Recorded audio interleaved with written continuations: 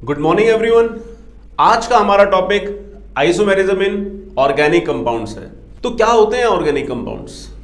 Organic compounds वो class of compounds है जिसमें सारे तरह के हाइड्रोकार्बन्स इंक्लूडेड होते हैं। अब हाइड्रोकार्बन्स क्या होते हैं? हाइड्रोकार्बन्स उस क्लास ऑफ कंपाउंड्स को कहते हैं जो कार्बन और हाइड्रोजन से बनी है। तो कार्बन ही इतने सारे कंपाउंड क्यों बनाता है? क्योंकि कार्बन के पास मल्टीपल बॉन्ड बनाने की क्षमता है। Single bond, double bond, triple bond, CC single bond, CC double bond, CC triple bond. और कार्बन कैटनेशन प्रॉपर्टी शो करता है, सेल्फ लिंकिंग प्रॉपर्टी शो करता है। तो इसीलिए कार्बन के बहुत सारे कंपाउंड्स होते हैं जिनको हम ऑर्गेनिक कंपाउंड्स कहते हैं। आज उन्हीं कंपाउंड्स की आइसोमेरिज्म सीखेंगे। अब आइसोमेरिज्म क्या होती है? किन्हीं दो ऑर्गेनिक कंपाउंड्स जिनका मॉलिक्यूलर फॉर्मूला सेम हो लेकिन उनकी फिजिकल और केमिकल प्रॉपर्टीज अलग अलग हो, ऐसे दो या दो से ज्यादा कंपाउंड्स को आइसोमर्स कहते हैं और उस फिनोमिना को आइसोमेरिज्म कहते हैं।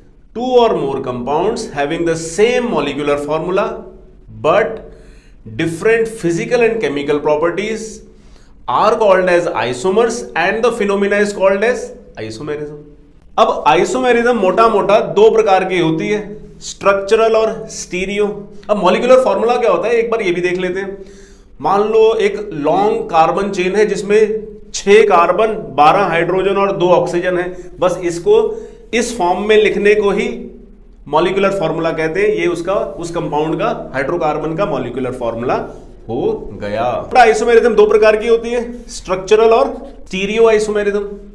अब स्ट्रक्चरल आइसोमेरिज्म क्या होती है? ये वो आइसोमेरिज्म है which is shown by two और more compounds having the same molecular formula but differ in the structures due to which their physical and chemical properties change. Stereo isomerism क्या होती है फिर? इफ टू और more compounds having the same molecular formula but differ in the arrangement of atoms, orientation of atoms in space. Space में atoms की क्या orientation है, अगर उसमें डिफर करते हैं वो दोनों ऑर्गेनिक कंपाउंड्स। यहां पे भी मॉलिक्यूलर फॉर्मूला सेम है but different in the arrangement of atoms. Molecular formula same है but differ in the structure of the compounds. तो स्ट्रक्चरल आइसोमेरिज्म अगेन 6 भागों में बांटी हुई है। क्या क्या है वो 6 भाग? Chain isomerism, position, ring chain, metamerism, functional और टॉटोमेरिज्म। अब स्टीरियो आइसोमेरिज्म अगेन 2 प्रकार की होती है, कॉन्फिगरेशनल और कन्फर्मेशनल। अब कॉन्फिगरेशनल आइसोमेरिज्म क्या होती है? ये वो आइसोमेरिज्म है which is shown by two और more compounds having the same molecular formula but differ in the arrangement of atoms and the isomers cannot be interconverted due to the restricted rotation. अब configurational में इन तीनों की B, C और D का behaviour towards light अलग होता है और सिस ट्रांस EZ और सिन NT का molecules can not be interconverted by the rotation about the bonds. Bonds के बीच में रोटेशन ना होने की वजह से जो आइसोमेरिज्म जनरेट होती है उसको हम कॉन्फिगरेशनल आइसोमेरिज्म कहते हैं। स्मॉल डीएल, कैपिटल डीएल और कैपिटल आरएस, ये तीनों ही प्रकार की कॉन्फिगरेशनल आइसोमेरिज्म में प्लेन पोलराइज्ड लाइट के प्रति बिहेवियर अलग होता है, लेकिन सिस ट्रांस EZ और सिन NT में रिस्ट्रिक्टेड रोटेशन की वजह से मॉलिक्यूल्स आपस में इंटरकन्वर्ट नहीं होते हैं, जिस वजह से आइसोमेरिज्म पैदा हुई है। It is the isomerism shown by two और more compounds having the same molecular formula but differ in the behaviour towards plane polarised light and the compounds can not be interconverted due to the restricted rotation between atoms. Conformational isomerism is the isomerism shown by two or more compounds having the same molecular formula but differ in the arrangement of atoms in 3-dimensional space, and this isomerism is due to the rotation between the bonds. So configurational is the restricted rotation between the bonds of a hydrocarbon and conformational isomerism is generated because of the rotation between the bonds of the hydrocarbons. अब conformational isomerism again it is of 3 types, sawhorse, Newman और Fischer projection फॉर्मूले। और configurational जो isomerism है वो again 6 प्रकार की होती है, cis trans, small DL, capital DL, RS, EZ और सिन एनटी। 15 प्रकार की आइसोमेरिज्म हम आगे पढ़ने वाले हैं। तो लेट्स स्टार्ट। तो सबसे पहले चेन आइसोमेरिज्म। मॉलिक्यूलर फॉर्मूला तो सेम रहेगा, इफ 2 और more compounds having the same molecular formula, यही लाइन चिपकानी है सारी प्रकार की आइसोमेरिज्म में, having the same molecular formula but different physical and chemical properties. ये होगी आइसोमर्स की definition and the phenomena is called as isomerism. हमने पहले सारी डेफिनेशन जस्ट 2 मिनट पहले सीख लिए।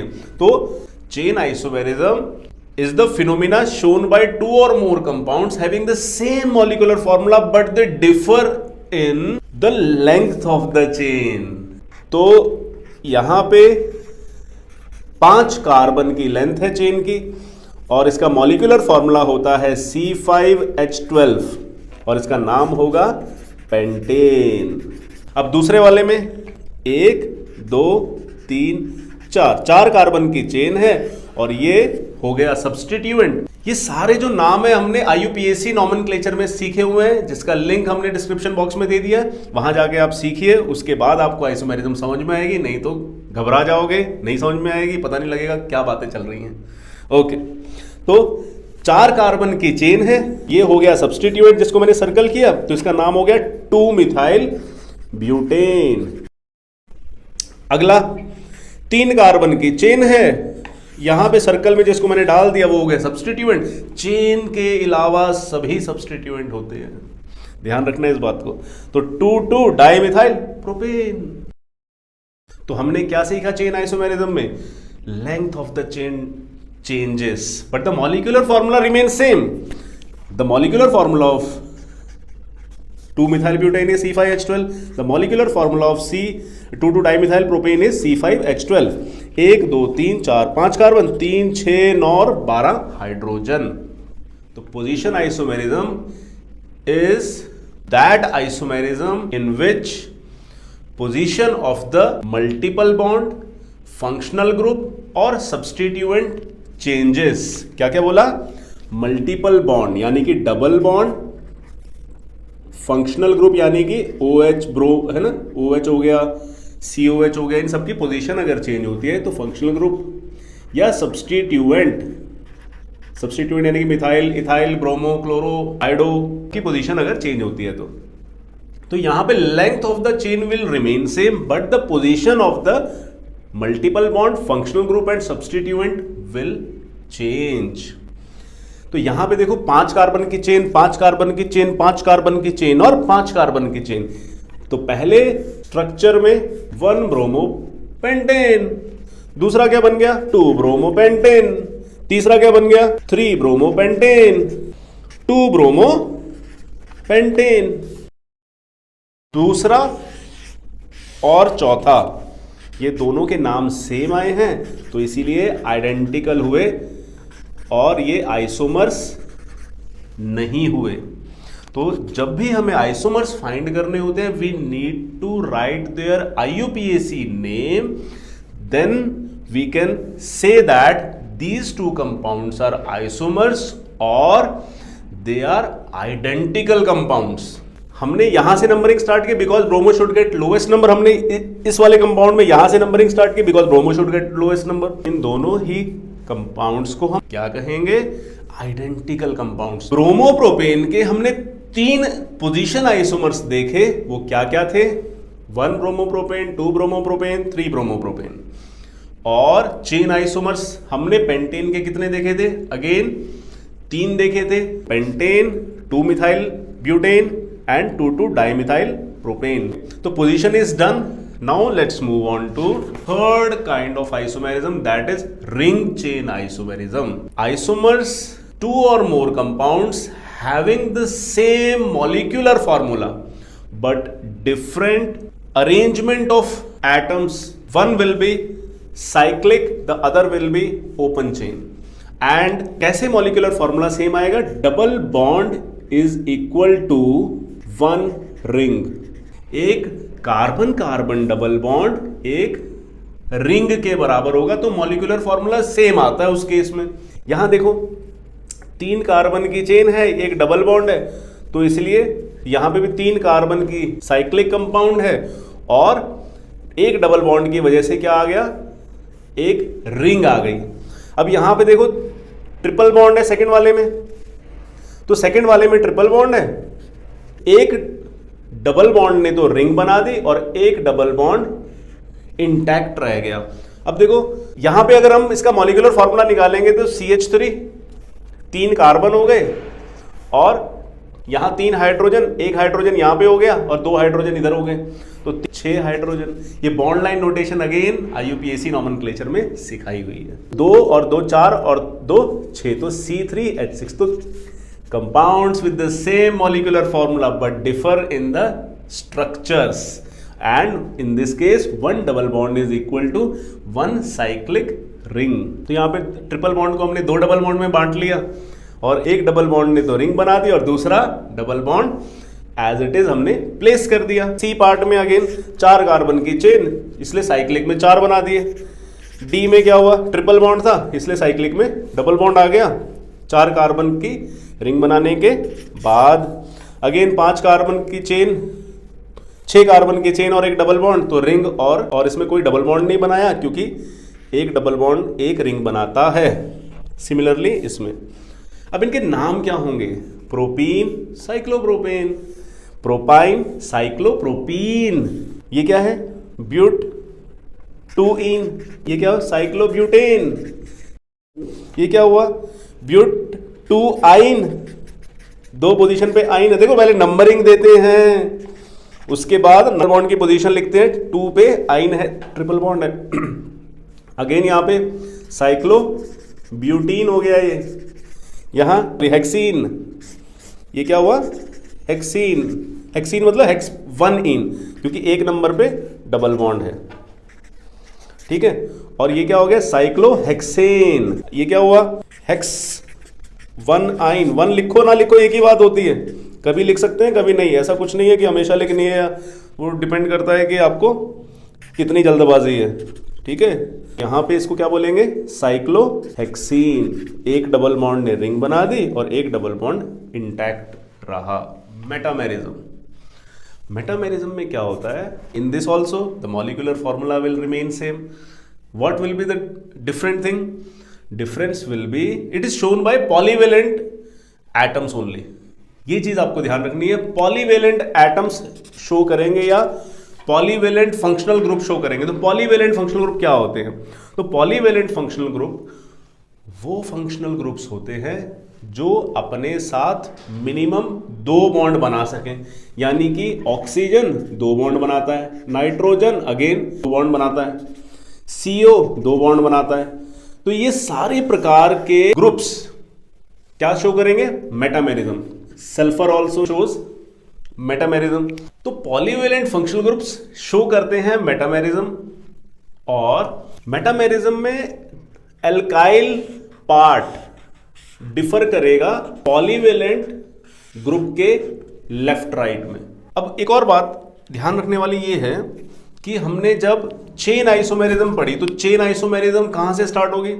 मीथेन में तो नहीं होगी, इथेन में भी नहीं होगी। क्यों नहीं होगी? क्योंकि क्या ही अरेंजमेंट चेंज करेंगे इथेन में कि अलग IUPAC नेम लिख सकें उसका? नहीं कर सकते। तो इसीलिए मीथेन में नहीं है, इथेन में नहीं है, प्रोपेन में भी शो नहीं होगी चेन आइसोमेरिज्म। मिनिमम आपको ब्यूटेन चाहिए, ब्यूटेन रहेगा तभी आप चेन आइसोमेरिज्म लिख पाएंगे। सिमिलरली पोजीशन के लिए आपको क्या चाहिए? पोजीशन में मीथेन में नहीं होगी, इथेन में नहीं होगी, लेकिन पोजीशन आइसोमेरिज्म स्टार्ट होगी प्रोपेन से। 1 ब्रोमोप्रोपेन 2 ब्रोमोप्रोपेन, ये 2 आइसोमर बन जाएंगे। तो पोजीशन आइसोमेरिज्म स्टार्ट होती है 3 कार्बन से और चेन आइसोमेरिज्म स्टार्ट होती है 4 कार्बन से। रिंग चेन सीखा, उसके लिए भी मिनिमम 3 कार्बन होने चाहिए, क्योंकि एक डबल बॉन्ड रिंग जनरेट करता है और रिंग मिनिमम 3 कार्बन बनाते हैं। 2 कार्बन तो रिंग बना ही नहीं सकते। तो इसी वजह से रिंग चेन आइसोमेरिज्म जो है उसके लिए hydrocarbon minimum of 3 carbon atoms का होना चाहिए। अब आते हैं मेटामेरिज्म। मेटामेरिज्म में क्या होता है, इसमें कितने कार्बन चाहिए? मीथेन तो शो ही नहीं करेगा क्योंकि मीथेन में कोई भी पॉलीवेलेंट ग्रुप ही नहीं है, पॉलीवेलेंट एटम नहीं है कार्बन के अलावा, तो मीथेन तो अकेला कार्बन का ही बना होता है। इथेन में भी शो नहीं होगा क्योंकि 2 कार्बन के बीच में अगर मैं ऑक्सीजन लिख दूंगा तो मैं ऑक्सीजन के आजू बाजू वाले कार्बन्स की अरेंजमेंट को कुछ भी चेंज नहीं कर पाऊंगा, तो वो भी शो नहीं करेगा। अब आते हैं 3 कार्बन एटम्स में। 3 कार्बन एटम्स में या तो मिथॉक्सी इथेन बनेगा या दूसरी साइड में अरेंजमेंट करेंगे तो भी सेम ही आएगा, तो आइडेंटिकल बन जाएंगे, तो उस केस में भी मेटामेरिज्म शो नहीं होगी। तो minimum you need 4 carbon atoms for metamerism. आपको पहले ही बोला था, आइसोमर्स को पता लगाने के लिए आपको उनका IUPAC नेम लिख के देखना पड़ेगा। If the IUPAC name is different then they are isomers, otherwise they are identical compounds. Check करते हैं इसका नाम क्या होगा। 1 और 2 कार्बन की चेन, और ये हो गया मिथॉक्सी इथेन। ये भी क्या हुआ, मिथॉक्सी इथेन। यहां पे 2 कार्बन की चेन हो गई, दोनों का नाम सेम आया, इस वजह से both are identical, they are not isomers. Metamerism is not shown by 3 carbon atoms. तो मेटामेरिज्म कहां से स्टार्ट होगी, मिनिमम 4 कार्बन एटम होने चाहिए। तो कैसे इसकी अब देखो चेन यहां से स्टार्ट कर ली हमने, इसका नाम क्या हो गया, ये तो हो गया सब्स्टिट्यूएंट, तो मिथॉक्सी प्रोपेन IUPAC, और इसका नाम क्या हो गया, इथॉक्सी इथेन। अब अगले का नाम क्या हो गया, थर्ड वाले में। अब 5 कार्बन आइटम्स ले लिए, तो मेन चेन का नाम तो एन के साथ रहेगा और बाकी सारा सब्स्टिट्यूएंट ऑक्सी के साथ रहेगा। तो इसमें 3 कार्बन आइटम्स है लेफ्ट साइड में, तो इस वजह से इसका नाम, इसकी मेन चेन 3 कार्बन की हो गई, इसलिए प्रोपेन बोलेंगे। और ये 2 ही कार्बन का ईथर है, तो इसका नाम हो जाएगा इथॉक्सी प्रोपेन, और इसका नाम क्या हो जाएगा उसी प्रकार, मिथॉक्सी ब्यूटेन। तो ये दोनों इसके आइसोमर्स हो गए, इनके नाम लिख लीजिएगा। आपको क्या सीखा आपने यहां पे, इन दोनों कंपाउंड्स का मॉलिक्यूलर फॉर्मूला सेम है, लेकिन इनके IUPAC नेम अलग हैं क्योंकि इनके स्ट्रक्चर्स अलग हैं, अरेंजमेंट ऑफ एटम्स अलग है। तो ऐसी आइसोमेरिज्म को कहते हैं मेटामेरिज्म। तो यहां पे ऑक्सीजन के बदले नाइट्रोजन भी हो सकता है, NH है ना, सेम यहां पे भी NH हो सकता है। नाम क्या हो जाएगा, N मिथाइल प्रोपेन अमीन। इसका क्या हो जाएगा, N इथाइल इथेन अमीन। अगर नाइट्रोजन रख दिया तो इसका नाम क्या हो जाएगा, N इथाइल प्रोपेन अमीन, N मिथाइल ब्यूटेन अमीन। तो इस प्रकार इनके नाम नाइट्रोजन लगाने से बदल जाएंगे। वैसे ही सल्फर लगा सकते हैं, वैसे ही CO लगा सकते हैं ऑक्सीजन के बदले।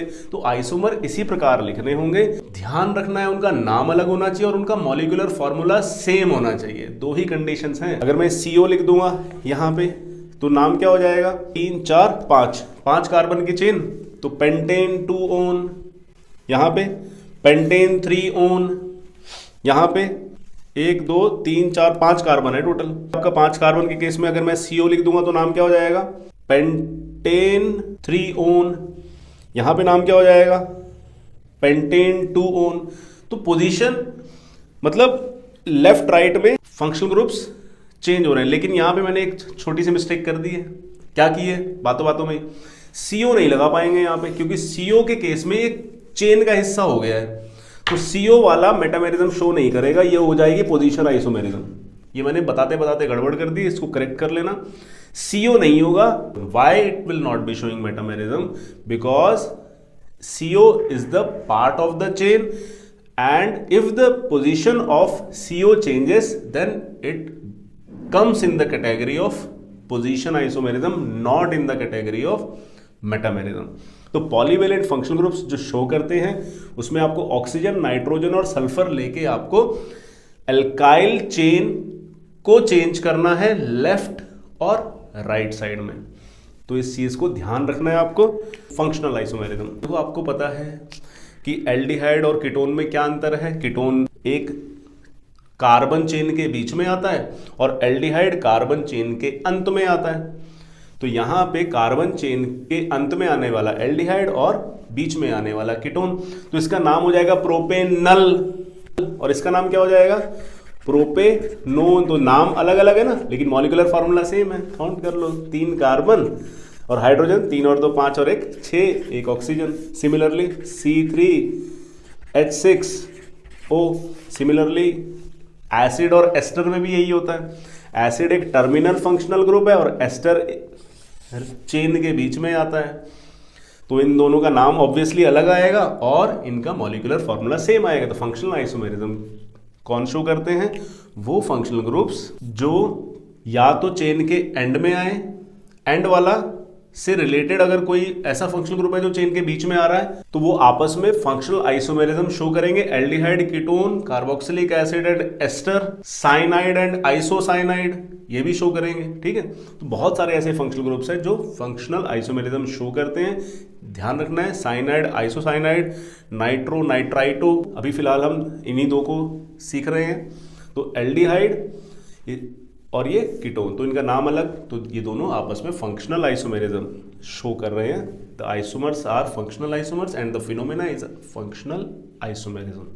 यहाँ पे क्या होगा, 3 कार्बन की चेन है, तो नाम क्या हो जाएगा, प्रोपेनोइक एसिड। यहाँ पे नाम क्या हो जाएगा, मिथाइल इथेनोएट। 2 कार्बन की चेन है और यहाँ पे हमारे पास ये जो फंक्शनल ग्रुप है ये यहाँ पे डिसकंटिन्यू हो रहा है, तो हमेशा कार्बन चेन कंटिन्यूअस होनी चाहिए, इसलिए मैंने इसको एज अ सब्स्टिट्यूएंट माना।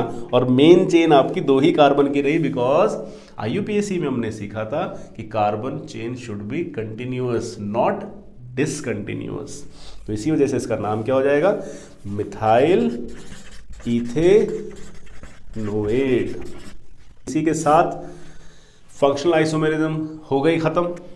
ध्यान रखने वाली बातें क्या हैं, मेटामेरिज्म में क्या सीखा हमने, पॉलीवेलेंट फंक्शनल ग्रुप के आजू बाजू number of alkyl groups will be different, और minimum you need 4 carbon atoms to show metamerism, and in this case you need the similar kind of functional groups for showing functional isomerism। कोई terminal होगा तो कोई chain के बीच में आएगा functional group.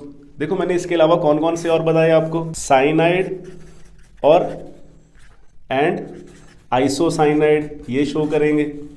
ठीक है, तीसरा फंक्शनल ग्रुप, चेन अपने आप लिखते रहना, नाम अलग अलग कर देना, मॉलिक्यूलर फार्मूला सेम होना चाहिए। दैट्स इट, नाम आपने IUPAC में सीख ही लें। बस यहाँ पे आपको मैं ये बताऊंगा कि यहाँ पे कौन कौन से फंक्शनल ग्रुप आप यूज कर सकते हैं। अल्कोहल के साथ आप ईथर ले सकते हैं, मतलब अल्कोहल तो टर्मिनल फंक्शनल ग्रुप हो गया और ईथर आता है चेन के बीच में। दोनों आइसोमर आपस में, अल्कोहल और ईथर आपस में क्या बन गए, फंक्शनल आइसोमर्स हो गए। मतलब आपने बना लिया मान लो प्रोपेनॉल और यह बना लिया 3 कार्बन का ईथर, इसका नाम क्या हो गया, मिथॉक्सी इथेन। इसका नाम क्या हो गया, प्रोपेनॉल। नाम अलग, मॉलिक्यूलर फॉर्मूला सेम, सिर्फ फंक्शनल ग्रुप का डिफरेंस है। The difference is of the functional group.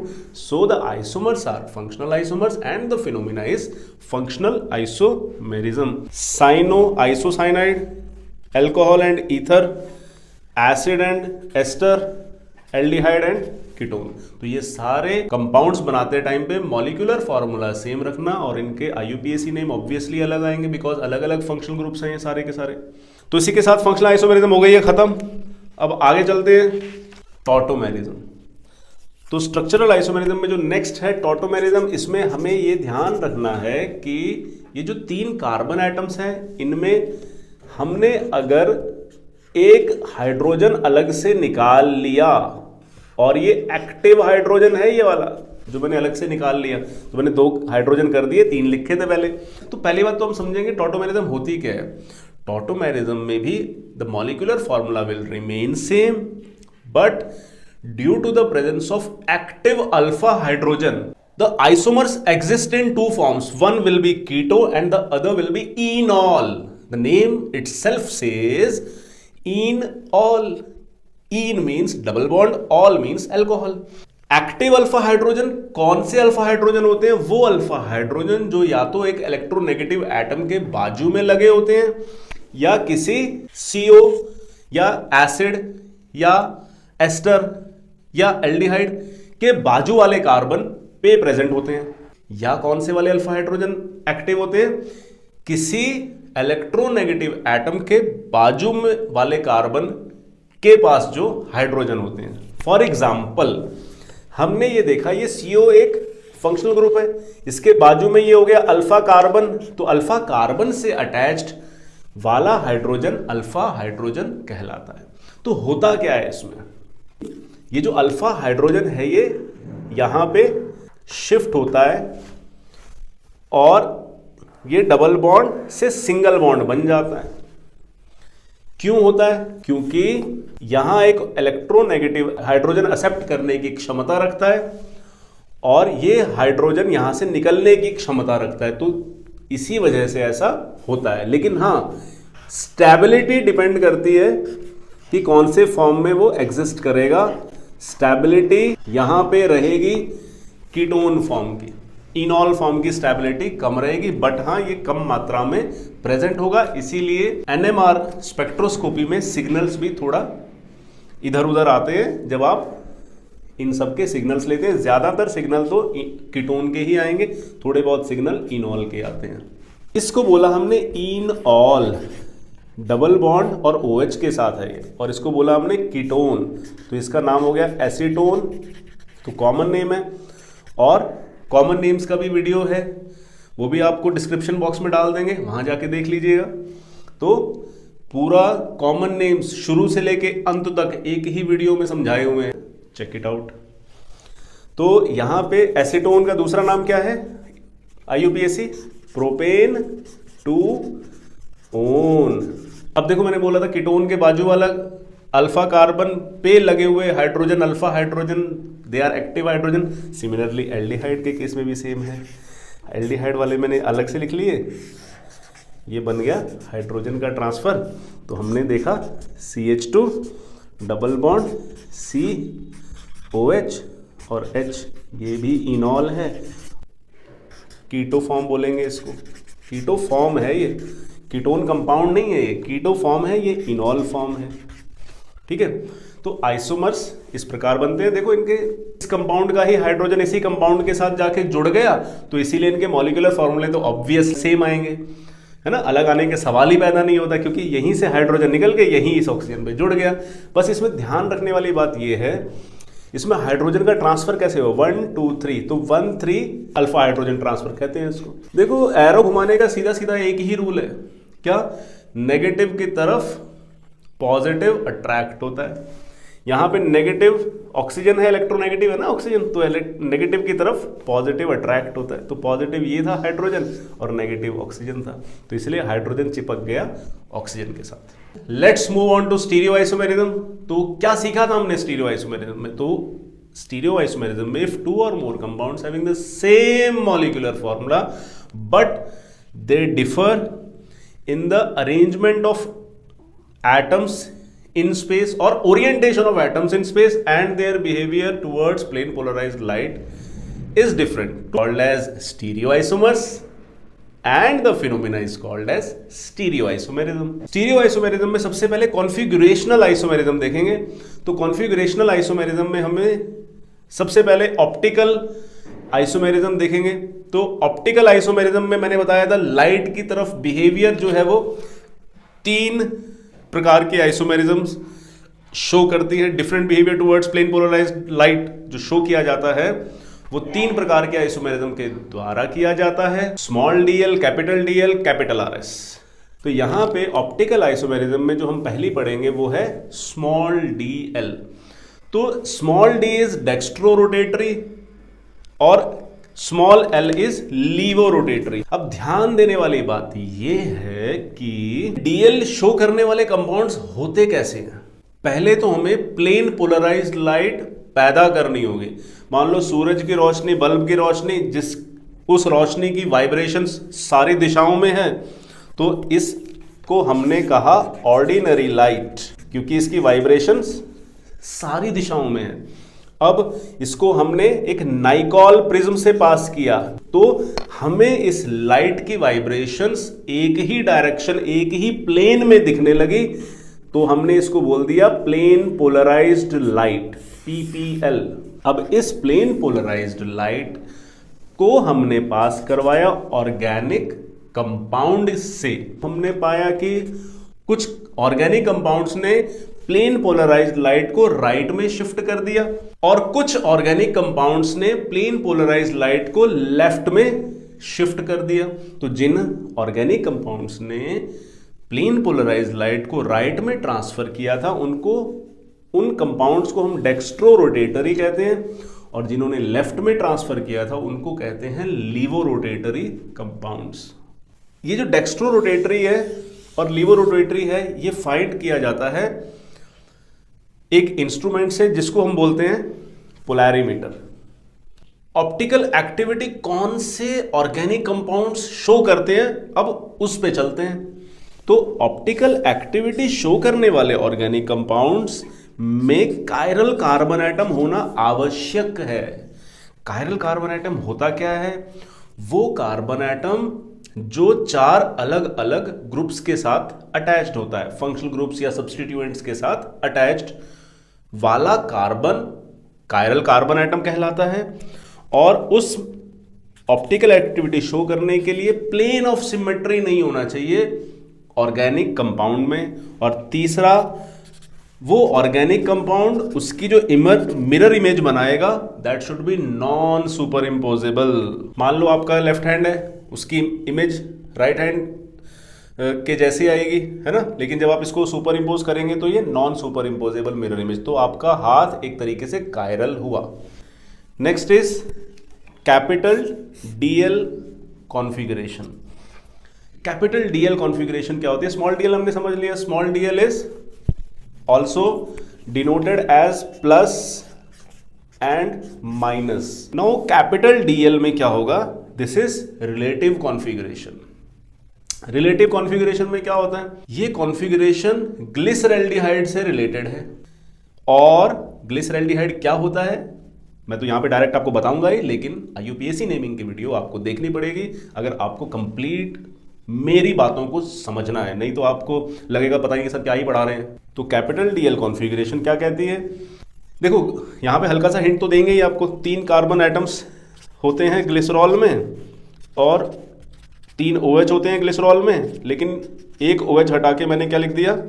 Aldehyde बना दिया, तो ये हो गया ग्लिसरैल्डिहाइड। तो 3 carbon atom, all carbons are attached with the OH group, this is called as glycerol. लेकिन अगर हम टॉप वाले OH को CHO में कन्वर्ट कर दें तो ऐसा स्ट्रक्चर ग्लिसरैल्डिहाइड कहलाता है। तो 3 कार्बन एटम, 2 में OH लगा है और तीसरा एल्डिहाइड है, इसको हमने ग्लिसरैल्डिहाइड बोला। तो कैसे रिलेटेड है कैपिटल डीएल कॉन्फ़िगरेशन से ग्लिसरैल्डिहाइड? सेकेंड लास्ट कार्बन एटम के साथ लगा हुआ OH अगर राइट हैंड साइड पे है तो हम बोलेंगे डी कॉन्फ़िगरेशन, और अगर इसी चेन में सेकेंड लास्ट कार्बन एटम के साथ लगा हुआ OH अगर लेफ्ट हैंड साइड की तरफ ओरिएंटेड है तो बोलेंगे capital L configuration. Second last पता करने के लिए आपको most oxidised carbon should be at the top, from there you can find which is top which is bottom of a organic compound. तो टॉप और बॉटम पता लगेगा तभी तो आपको पता लगेगा कि सेकेंड लास्ट कौन सा होगा उस चेन में। तो सेकेंड लास्ट यहां पे OH है, ठीक है, क्योंकि most oxidised carbon should be at the top, यानी कि aldehyde, carboxylic acid, carboxylic ester should be at the top. और second last carbon atom check करना है, राइट साइड पे OH, capital D, left side पे OH, कैपिटल L। OH की जगह अगर मैं NH2 रख दूंगा तो भी सेम रहेगा। OH की जगह अगर मैंने अमीन रख दिया, NH2 ग्रुप रख दिया, तो भी capital D will be NH2 on RHS and capital L will be NH2 on LHS. Which NH2? The second last NH2 of the carbon chain in which the most oxidized carbon should be at the top. And which is the most oxidized carbon? That is aldehyde, ketone, carboxylic acid, carboxylic ester. They are the most oxidized carbon atoms.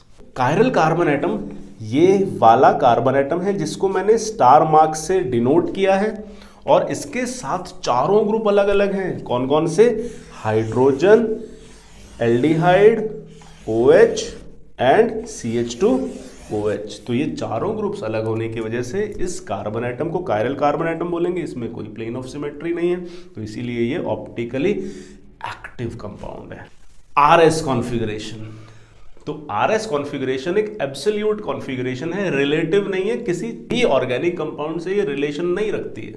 जैसे capital DL configuration में glyceraldehyde एक reference compound था, यहां पे कोई reference compound नहीं है, it is not related to any organic compound. अब RS कॉन्फ़िगरेशन में हमें एक रूल होता है जिसको बोलते हैं CIP रूल। इस रूल का फुल फॉर्म है, 3 साइंटिस्ट ने दिया था जिनका नाम है काहन, इनगोल्ड और प्रीलॉग। तो ये काहन, इनगोल्ड, प्रीलॉग रूल के हिसाब से हमें कायरल कार्बन एटम के अराउंड जितने भी फंक्शनल ग्रुप या सब्स्टिट्यूएंट्स हैं सभी को नंबरिंग देनी होती है, और नंबरिंग रहेगी एटॉमिक मास के आधार पे। अगर दो कंपाउंड्स, दो सब्स्टिट्यूएंट्स का मास बराबर है तो एटॉमिक नंबर चेक करो, अगर एटॉमिक नंबर बराबर है तो नेक्स्ट एटम चेक करो, अगर उसका मास बराबर है तो उसका नेक्स्ट एटम चेक करो। तो ऐसे हमें चेक करना होता है। तो हमें पहली बात तो एटॉमिक मास के बजाय एटॉमिक नंबर भी देख सकते हैं, क्योंकि एटॉमिक नंबर जो है वो ज़्यादा, जिसका एटॉमिक नंबर ज़्यादा होता है उसका मास ऑब्वियसली ज़्यादा ही आता है, ठीक है, क्योंकि एटॉमिक नंबर प्रोटॉन्स के नंबर पे डिपेंड करता है। इसी वजह से एटॉमिक नंबर हो या एटॉमिक मास हो वो चेक करो सबसे पहले एटम का, अगर वो सेम आता है तो नेक्स्ट एटम का एटॉमिक नंबर चेक करो, अगर वो भी सेम आता है तो उसके भी नेक्स्ट एटम का एटॉमिक नंबर चेक करो। बस यहाँ पे ये ध्यान देने वाली बात ये है कि ट्रिपल बॉन्ड को माना जाता है कि 3 एटम के साथ जुड़ा हुआ है एक कंपाउंड, और डबल बॉन्ड को माना जाता है कि ये 2 एटम के साथ जुड़ा हुआ कंपाउंड। मान लो अगर CO है, इसका मतलब क्या है, 3 ऑक्सीजन के साथ जुड़ा हुआ है CO, और C डबल बॉन्ड O है तो मतलब ये 2 ऑक्सीजन के साथ जुड़ा हुआ है CO। तो इस केस में हम C ट्रिपल बॉन्ड O को C डबल बॉन्ड O से ज़्यादा प्रायोरिटी देंगे काहन, इनगोल्ड रूल्स, प्रीलॉग रूल्स के हिसाब से। देखो ये कार्बन, ऑक्सीजन, कार्बन, हाइड्रोजन, तो ऑक्सीजन का एटॉमिक नंबर ज़्यादा है तो 1 नंबर मिल गया इसको। तो क्या देखा हमने, check atomic number, then check mass number, then check next atom, then check mass of the next atom. Similarly CO bond में 3 ऑक्सीजन, यहाँ पे 2 oxygen, triple bond oxygen will be preferred over double bonded oxygen, ठीक है, done. तो यहां पे आपने क्या किया, 1 2 3 और 4 तक एरो घुमानी है, और अगर एरो क्लॉकवाइज है तो बोलेंगे R कॉन्फ़िगरेशन, और अगर एरो आती है एंटी क्लॉकवाइज तो बोलेंगे S कॉन्फ़िगरेशन।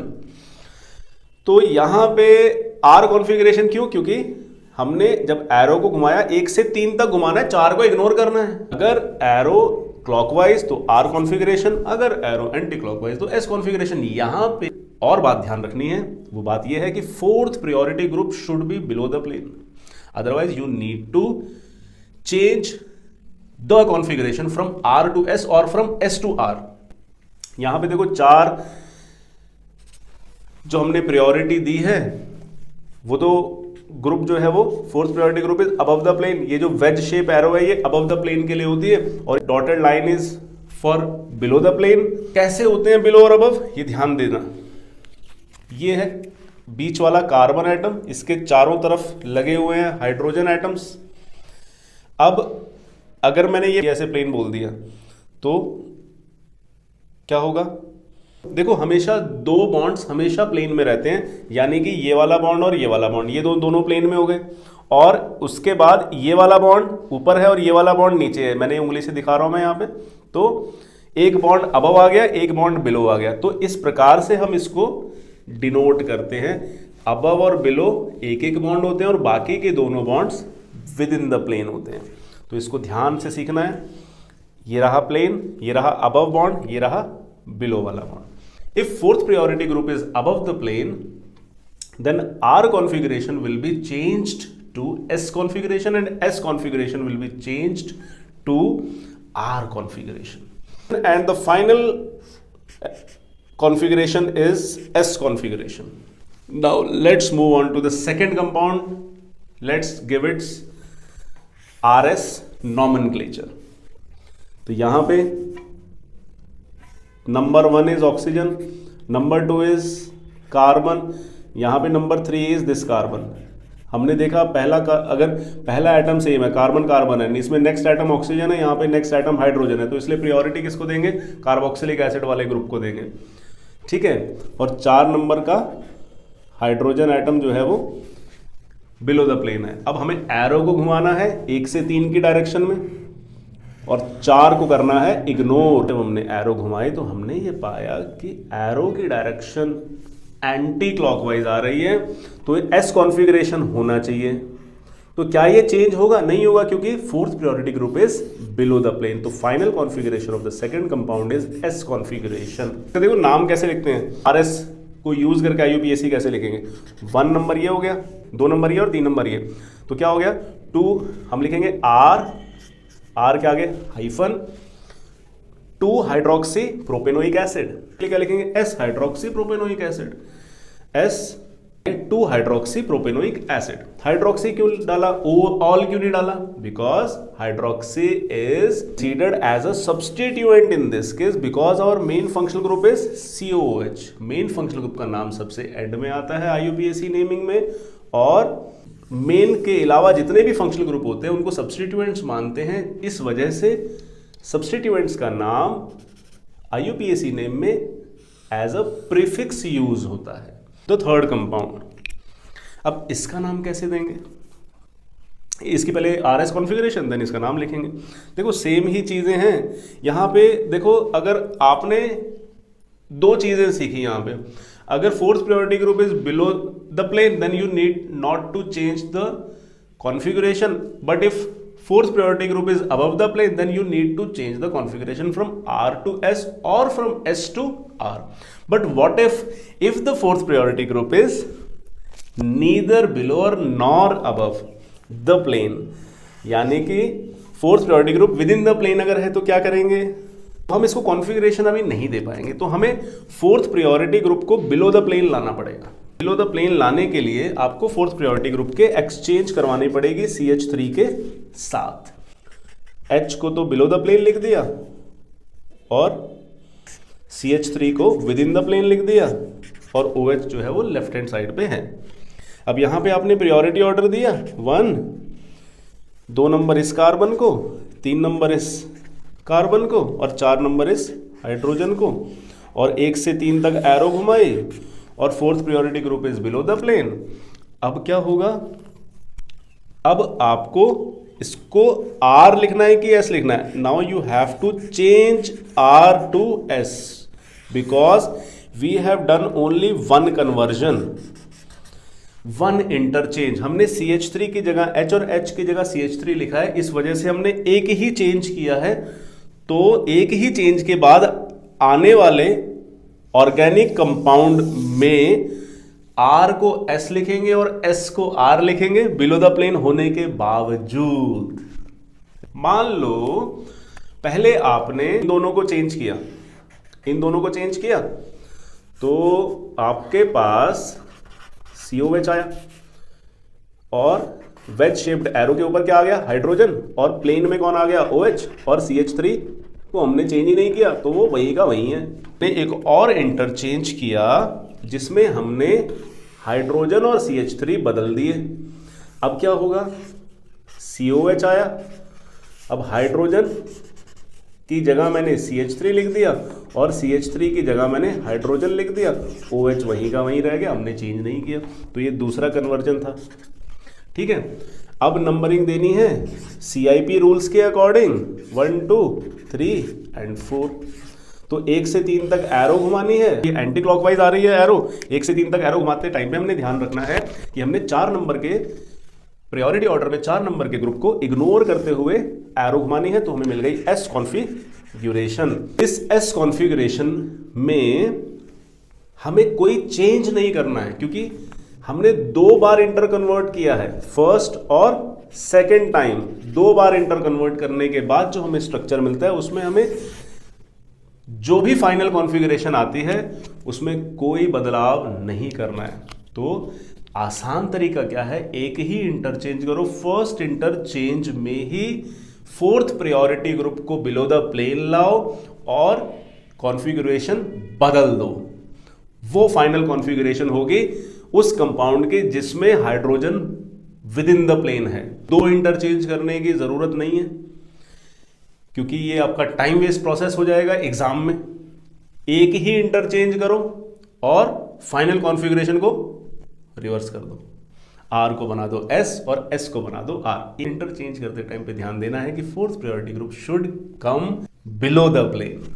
तो now let's move on to the Fischer projection फार्मूले। देखो पहली बात तो ये 2D फार्मूले हैं, मतलब 3D चीज को हम 2D में रिप्रेजेंट कर रहे हैं, इसीलिए हमने सिर्फ एक प्लस के साइन से इनको डिनोट कर दिया है।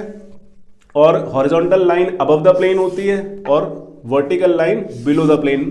OH बिलो द प्लेन है, यहाँ पे H जो है वो अबव द प्लेन है, यहाँ पे H बिलो द प्लेन है, ठीक है, यहाँ पे H अबव द प्लेन है। क्यों अबव द प्लेन है? क्योंकि हम फिशर प्रोजेक्शन फॉर्मूले ने ये रिप्रेजेंट करवाया है सभी से, ठीक है। तो RS कैसे देंगे? तो हॉरिजॉन्टल लाइन पे कोई भी कॉन्फ़िगरेशन आएगी उसका उलट कॉन्फ़िगरेशन आपको लिखनी पड़ेगी, क्योंकि अबव द प्लेन अगर फोर्थ प्रायोरिटी ग्रुप होता है तो हम R कॉन्फ़िगरेशन को S लिखते हैं और S कॉन्फ़िगरेशन को R लिखते हैं। Cl और OH में से प्रायोरिटी ऑर्डर किसको देंगे? Cl को देंगे। क्यों देंगे? क्योंकि Cl का एटॉमिक नंबर ज़्यादा है और OH का एटॉमिक नंबर Cl के मुकाबले कम है। तो ये प्रायोरिटी ऑर्डर हमने सेट कर दिया CIP रूल के हिसाब से और उसके बाद घुमा दी हमने एरो। तो 1 से 3 तक एरो घुमानी है, 4 को इग्नोर करते हुए। तो कॉन्फ़िगरेशन क्या आएगी बताओ? R आनी चाहिए थी लेकिन बन जाएगी क्या? S। क्यों? क्योंकि S is below the plane. Fourth priority group above the plane होगा या बिलो द प्लेन होगा? विद इन द प्लेन तो होगा ही नहीं, क्योंकि विद इन द प्लेन अगर इनमें होता है, वेज डैश फॉर्मूले में क्या था, विद इन द प्लेन आता है, तो तुम्हें फोर्थ प्रायोरिटी ग्रुप को बिलो द प्लेन लाना है एक इंटरचेंज में और बाद में रिवर्स कर देना है उसकी कॉन्फ़िगरेशन को। यहाँ पे तो आपको कुछ करने की जरूरत नहीं है, या तो अबव होगा, अगर अबव फोर्थ प्रायोरिटी ग्रुप है तो R को S, S को R बना दो, और अगर बिलो है फोर्थ प्रायोरिटी ग्रुप तो R R रहेगा और S S रहेगा। R R है और S S है। तो 1 नंबर 2 नंबर, देखो यहाँ पे COOH मतलब C डबल बॉन्ड OH होता है, यहाँ पे C सिंगल बॉन्ड OH है, तो प्रायोरिटी किसको देंगे? डबल बॉन्डेड ऑक्सीजन वाले को, डबल बॉन्डेड ऑक्सीजन वाले फंक्शनल ग्रुप को। यही हमने पहले CIP रूल में सीखा था, लेकिन IUPAC नेमिंग में ऐसा नहीं है। IUPAC नेमिंग में double bond is preferred over triple bond, but in assigning priority order triple bond is preferred over double bond. 1 2 3 4, ठीक है। एरो को इस तरीके से लिख दिया, ठीक है। अब इस एरो को जब हमने एंटी क्लॉकवाइज आई थी arrow, fourth priority group below the plane है, तो हमें इसकी कॉन्फ़िगरेशन S ही लिखनी होगी, R नहीं लिखनी है। क्यों नहीं लिखनी है? क्योंकि fourth priority group is below the plane. Below the plane के केस में हमें कॉन्फ़िगरेशन चेंज नहीं करनी है, R R रहेगा और S S रहेगा। इनएंश्यूमर तो क्या होते हैं? Enantiomer non super imposable mirror images होते हैं, मतलब मिरर इमेजेस होते हैं लेकिन ऑब्वियसली मिरर इमेज हमेशा नॉन सुपर इम्पोज ही करेगी। जैसे हमने हाथ के एग्जांपल में किया था, left hand is the mirror image of right hand and on superimposing they are non super imposable. Similarly enantiomers are non super imposable. तो यानी कि अगर मैं इस कंपाउंड में इसकी मिरर इमेज बना दूं तो क्या होगा? Right hand side will become left hand side and left hand side will become right hand side and top will be top and bottom will be bottom. ये दोनों आपस में क्या हुए? First compound and second compound are enantiomers. ये पूछता है exam में, फाइंड करो कौन सा इनएंश्यूमर है और कौन सा डायस्टीरियोमर है। तो इनएंश्यूमर एक ही कायरल कार्बन से भी बन सकते हैं। एक ही कायरल कार्बन एटम को हमने फिशर प्रोजेक्शन फॉर्मूले के हिसाब से लिख लिया और लेफ्ट हैंड साइड को राइट हैंड साइड बना दिया और राइट हैंड साइड को लेफ्ट हैंड साइड बना दिया, और सर पैर चेंज नहीं करने हैं, सर पैर वहीं के वहीं रहेंगे, ठीक है। तो third and fourth compound both are enantiomer, एक कार्बन से स्टार्ट हो जाते हैं। तो डायस्टीरियोमर्स क्या होते हैं? डायस्टीरियोमर्स वो आइसोमर्स हैं तो आपस में मिरर इमेज नहीं है, जो आपस में मिरर इमेज नहीं है। फॉर एग्जाम्पल आपने OH राइट में लिखा और H यहाँ पे राइट में, यहाँ पे लेफ्ट में, और COH और CH2OH। अब मैं क्या कर रहा हूँ, दोनों OH को एक साथ सामने आमने लिख रहा हूँ, तो क्या होगा बताओ क्या होगा? ये मिरर इमेज तो नहीं है ना, तो क्योंकि ये मिरर इमेज नहीं है तो इसीलिए ये डायास्टीरियोमर हुए, यानी कि 5 और 6 आर डायास्टीरियोमर्स। ये 5 नंबर का कंपाउंड, ये 6 नंबर का कंपाउंड। क्यों? Because they are not the mirror images of each other. अब OH एक ही साइड में आने के बाद क्या इसमें प्लेन ऑफ सिमेट्री है? नहीं है, क्योंकि COH ऊपर है और CH2OH नीचे है, तो टॉप और बॉटम सेम होगा तब प्लेन ऑफ सिमेट्री आती है। OH राइट साइड में अगर है तो क्या सीखा हमने? They are the mirror images of each other. Diastereomers they are not the mirror images of each other. तो मिरर इमेज नहीं है तो इसलिए नॉन सुपर इम्पोजेबल वैसे ही हो गए, और ये मिरर इमेज है इस वजह से ये भी नॉन सुपर इम्पोजेबल है। तो एनेंशियोमर और डायस्टीरियोमर दोनों ही नॉन सुपर इम्पोजेबल तो रहते हैं। अंतर ये है, enantiomer they are the mirror images of each other compounds. Enantiomeric compounds they are the mirror images of each other, and diastereomeric compounds they are not the mirror images of each other. यही छोटा सा अंतर है meso compound की तरफ। Meso compound क्या होते हैं? इनमें प्लेन ऑफ सिमेट्री हो जाता है कायरल कार्बन एटम होने के बावजूद। ये ऐसे कंपाउंड हैं जो ऑप्टिकली इनएक्टिव हैं। कायरल कार्बन कौन से हैं? जिसपे मैंने स्टार मार्क बना दिया है, ठीक है, क्योंकि ये 4 अलग अलग ग्रुप से जुड़े हुए हैं, ऐसे कार्बन है ये। तो इसमें क्या आ गया? प्लेन ऑफ सिमेट्री आ गया, है ना। ऊपर अगर हमने पन्ने को ऐसे फोल्ड कर देंगे तो क्या होगा? COH COH के नीचे, OH OH के नीचे और H H के नीचे होगा। तो एक एटम ने या एक फंक्शनल ग्रुप ने दूसरे फंक्शनल ग्रुप को ओवरलैप कर गया, सुपर इंपोज कर गया। हमने ऐसे करके इसको फोल्ड किया तो COH COH COH के ऊपर आ गया, OH OH के ऊपर आ गया और H H के ऊपर आ गया। तो इसी वजह से इसमें प्लेन ऑफ सिमेट्री होने की वजह से this is optically inactive despite of the presence of 2 chiral center. Meso compound is optically inactive. Next is racemic mixture. Racemic mixture क्या होते हैं? It is the equimolar mixture of dextrorotatory and levorotatory organic compounds.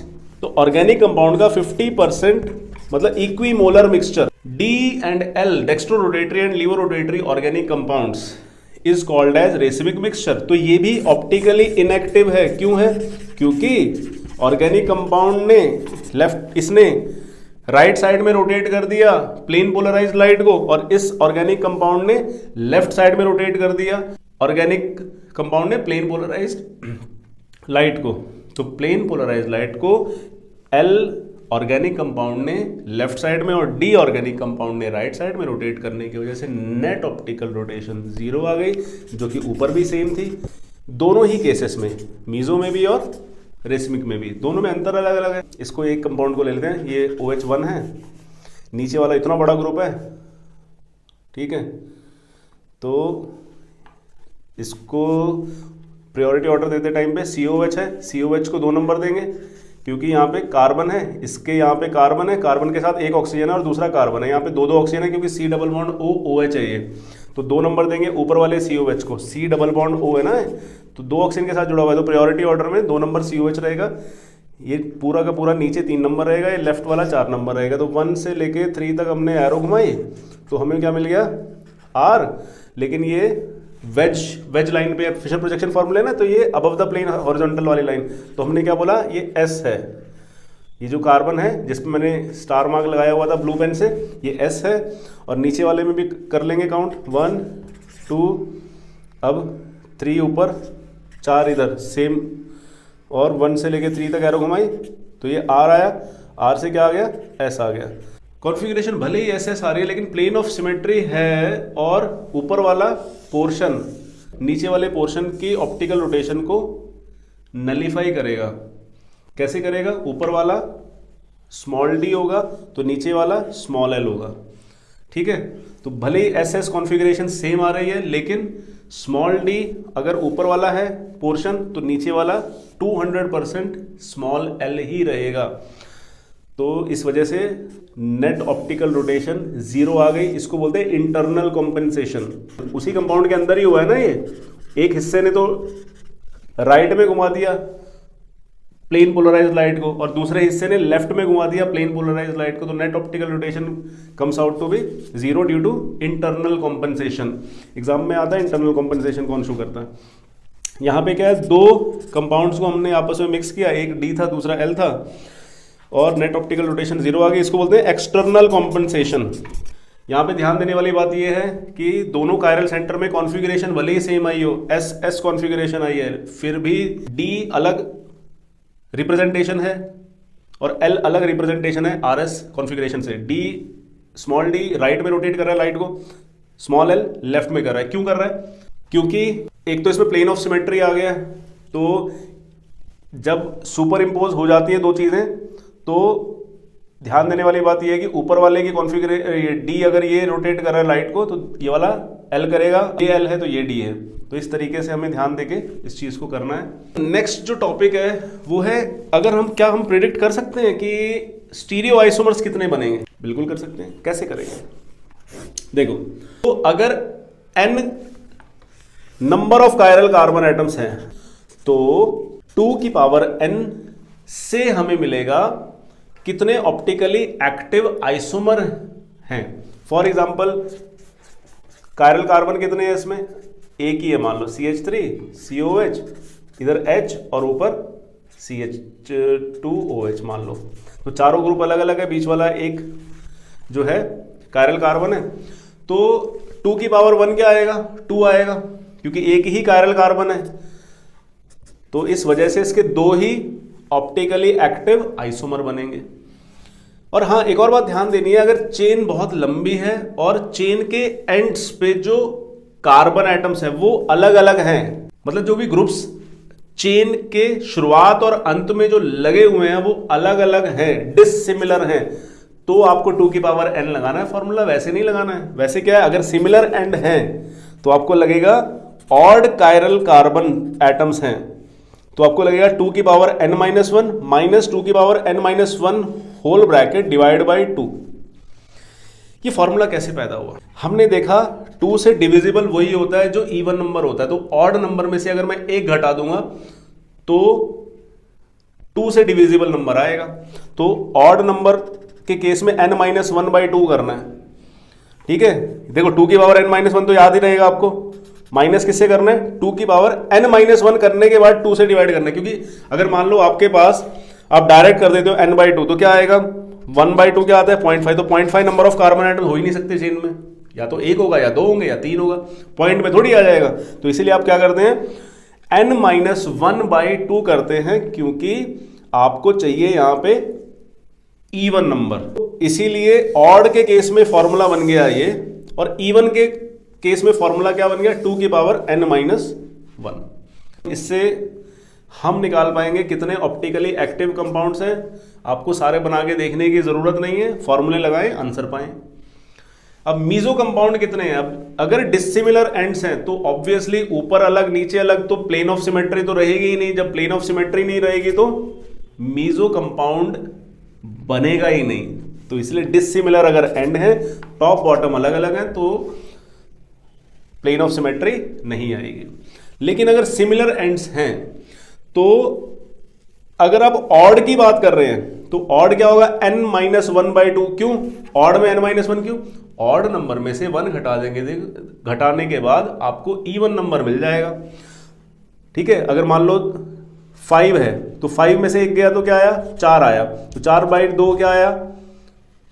2 आया। तो इसीलिए आपको पहले -1 करना है ऑड कायरल कार्बन एटम्स के केस में, उसके बाद डिवाइड बाई 2 करना है। यहां पे क्या होगा? अगर इवन कायरल कार्बन एटम्स हैं सिमिलर एंड्स के केस में तो n/2 -1, तो पहले ही डिवाइड कर दो, बाद में -1 कर दो। यहां पे क्या करना है? पहले -1 करना है, बाद में डिवाइड बाई 2 करना है ऑड के केस में। और टोटल आइसोमर्स कैसे निकलेंगे? Optically active plus meso compound, optically active plus meso compound, इन दोनों को जोड़ देना तो आपको total number of stereo isomers मिल जाएंगे। तो ऑप्टिकली एक्टिव आइसोमर निकालने का तरीका 2 की पावर n, अगर डिसिमिलर एंड्स हैं, एंड्स अलग अलग हैं चेन के, तो अगर चेन में सिमिलर एंड्स है तो 2 की पावर n माइनस 1 माइनस 2 की पावर n माइनस 1/2। ये जो 2 की पावर n माइनस 1/2 है, ये क्या देगा? ये 2 की पावर में है, ये पूरा का पूरा मिस कर गए हम इस चीज को, ठीक है। ये पूरा है 2 की पावर n/2 माइनस 1, ये है 2 की पावर n माइनस 1/2, ठीक है। तो इससे हमें मीजो कंपाउंड्स मिल जाएंगे, और मीजो कंपाउंड्स और ऑप्टिकली एक्टिव कंपाउंड्स को जोड़ने से हमें टोटल स्टीरियो आइसोमर्स मिल जाएंगे। तो क्या सीखा हमने इसमें? नंबर ऑफ स्टीरियो आइसोमर्स निकालने का तरीका सीखा। क्या तरीका है? अगर कार्बन चेन में डिसिमिलर एंड्स हैं तो 2 की पावर n, और अगर सिमिलर एंड्स हैं तो ऑड कायरल कार्बन एटम्स हैं तो 2 की पावर n माइनस 1 माइनस 2 की power n minus 1 divide by 2। क्यों n माइनस 1 डिवाइड बाई 2 करना ऑड के केस में? बिकॉज किसी भी ऑड नंबर में से 1 घटाएंगे तो हमें 2 से डिविजिबल नंबर मिलेगा, और यहां पे 2 की power n minus 1 direct use करना है अगर इवन कायरल कार्बन एटम्स हैं with the similar ends of the carbon chain. तो मीजो कंपाउंड डिसिमिलर एंड में तो 0 आएंगे। यहां पे सिमिलर एंड्स के केस में अगर ऑड कायरल कार्बन एटम है तो 2 की पावर n माइनस 1/2 आएंगे, और अगर इवन कायरल कार्बन एटम तो 2 की पावर n/2 माइनस 1 आएंगे। ये तो बड़ा प्रिडिक्टेबल सी चीज है, ठीक है। तो इसको याद रख लें, डायरेक्ट आंसर निकालने में काम आएगा। अब आप ऑप्टिकली एक्टिव आइसोमर्स में जोड़ दें मीजो कंपाउंड्स को, तो आपको मिलेंगे total number of isomers, total number of stereo isomers. आइए अब चलते हैं मीजो कंपाउंड की तरफ। तो मीजो कंपाउंड क्या होते हैं? मीजो कंपाउंड्स उन कंपाउंड्स को कहते हैं जिन कंपाउंड्स में प्लेन ऑफ सिमेट्री होता है, यानी कि जो टॉप पोर्शन है वो मिरर इमेज है बॉटम पोर्शन की, यानी कि इसके COH और COH मतलब टॉप और बॉटम वाले ग्रुप्स अगर सेम होंगे तभी मीजो कंपाउंड्स बनेंगे। अगर डिसिमिलर एंड्स होते हैं किसी भी कार्बन चेन के तो मीजो कंपाउंड्स बनते नहीं है, ये हमने पहले भी देख लिया था।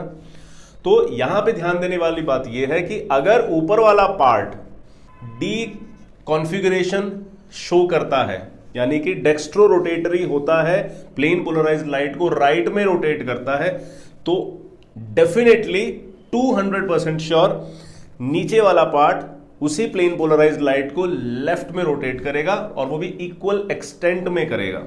तो नेट ऑप्टिकल रोटेशन इस पूरे कंपाउंड की या मॉलिक्यूल की क्या रहेगी? 0 रहेगी।